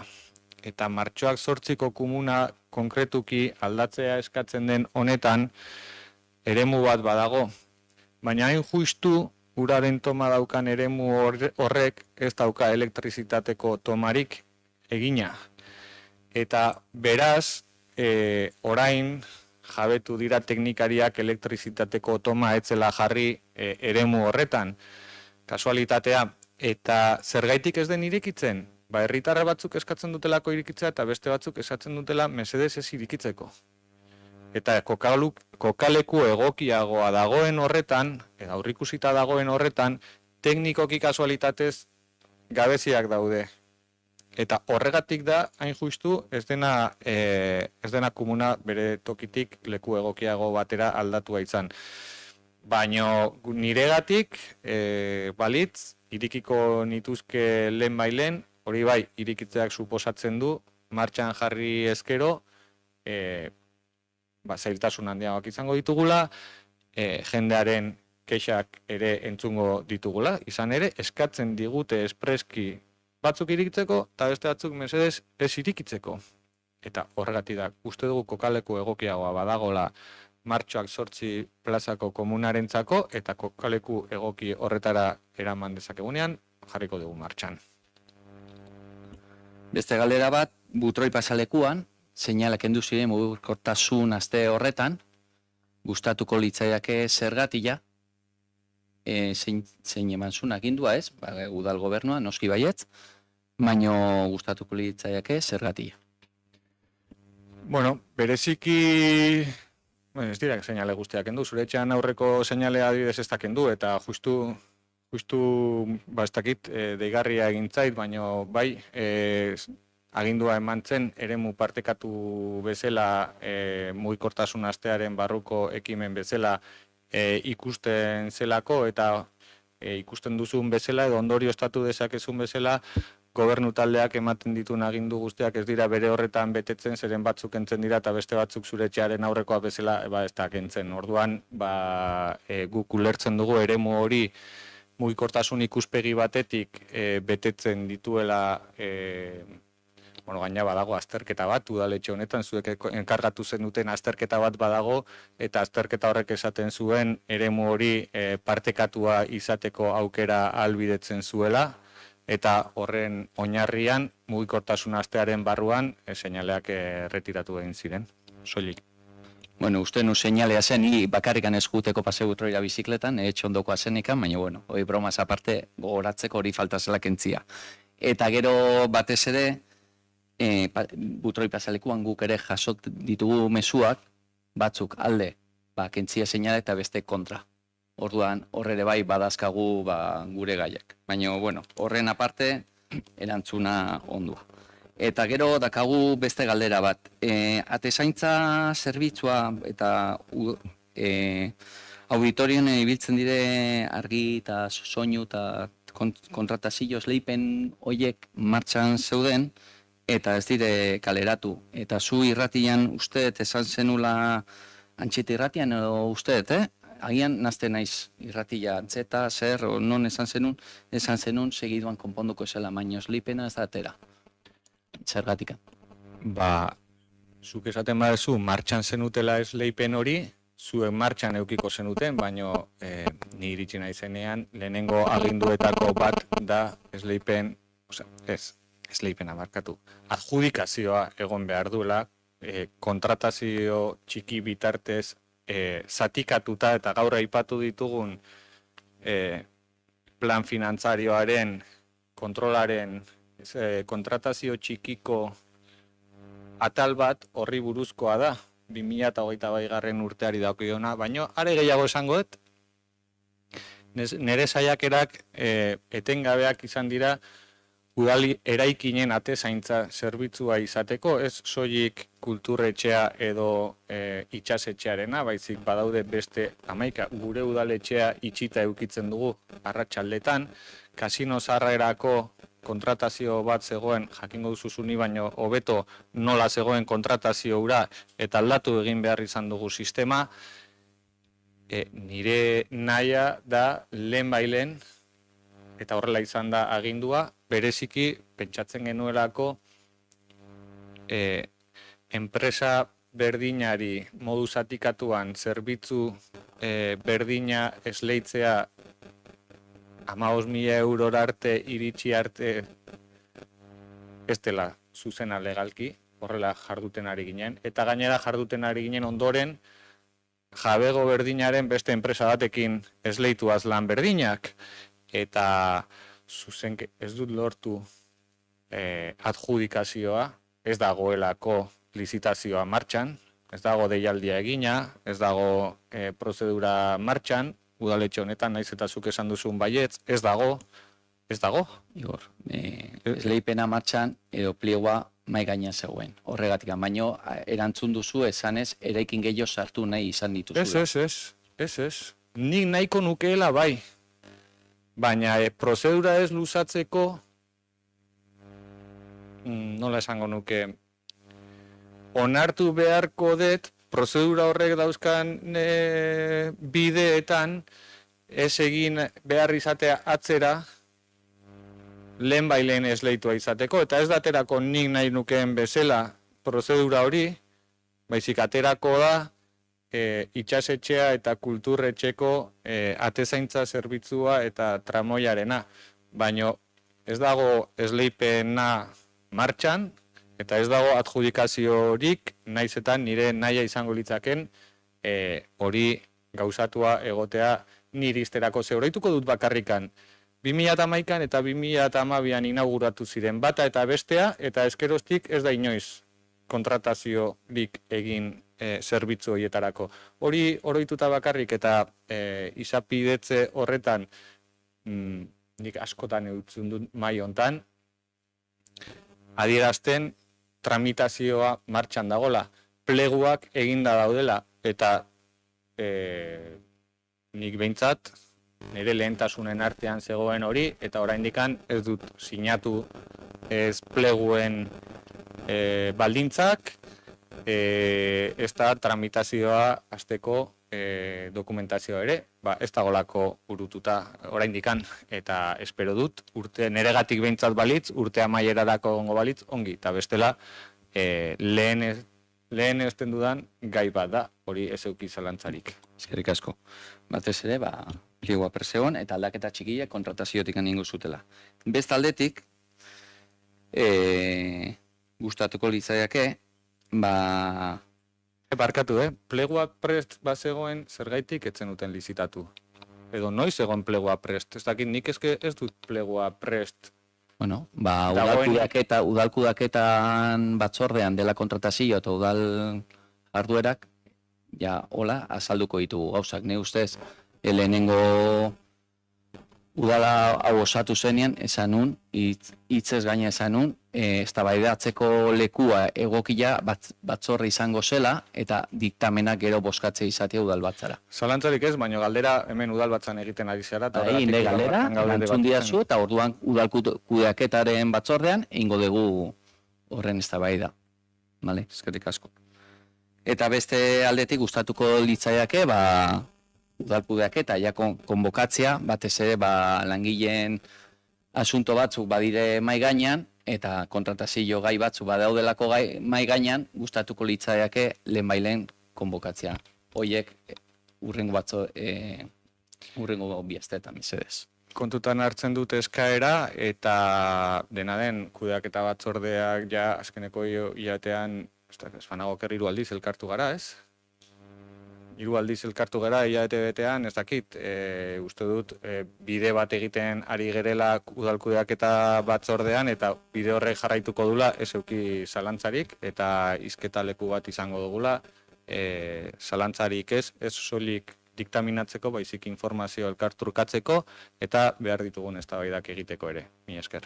Mi esker, Igor, erantzun dituzu, galdera guztiak, beraz, ez daude mai gainean. Bestiak idazkaria utzi diot. Eta badakagu beste bat, Arratsaldeon. Nere galdera da, urriaren 19 Bularreko minbiziaren munduko egunaren harira.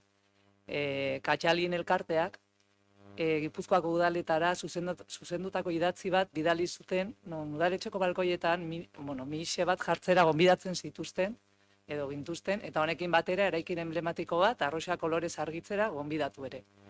Honen harira gure galdera da, Hondarribiko udalari informazio hori iritsi zaio jakin nahiko genuke.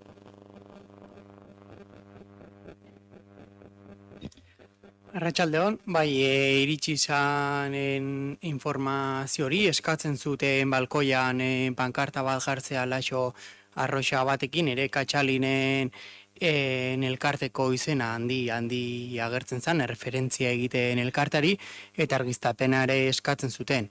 Hemen urriak 19 testu bat adostu zen PSOE, H Bildu eta Botzan hitzen artean, eta gero ere eskatu zen, Katxalinek hori eskatzen zuenla bai, udalera ikinak arrotxez jartzea, bai Mendeluko zubia, Amutekoa, Hermandadea eta Kopa. Eta hori brigadari pasazitzaion arrotxez hori argistatzeko.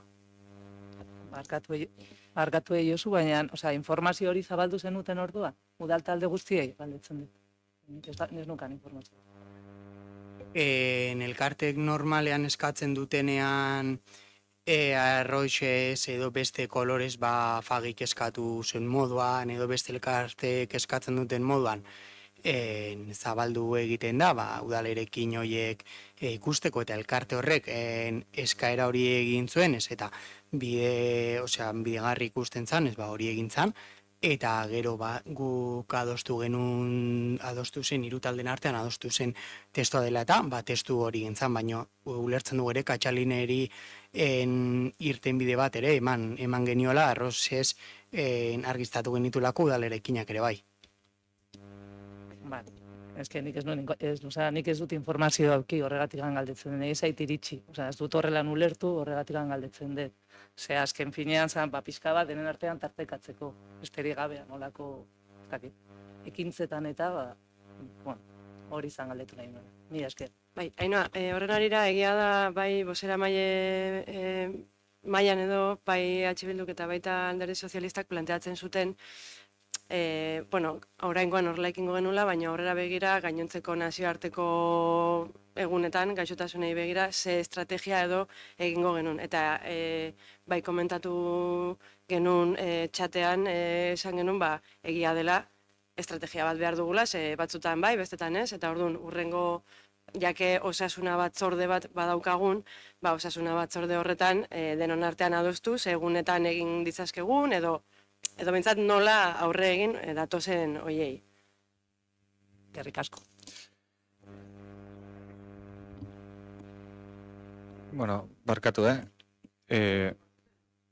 debatea jarraituko dugunez, eta eukiko dugunez denbora debatitzeko, arratsaldeko 9:25 gutxi diren honetan, eskerrak emanez bai bertaratutako teknikariei, bertaratutako herritarrei, eta zinegutzi guztiak egindako ekarpena eskertuz, udalbatzari amaiera emango diogu. Datorren hilabetera arte. Mila esker.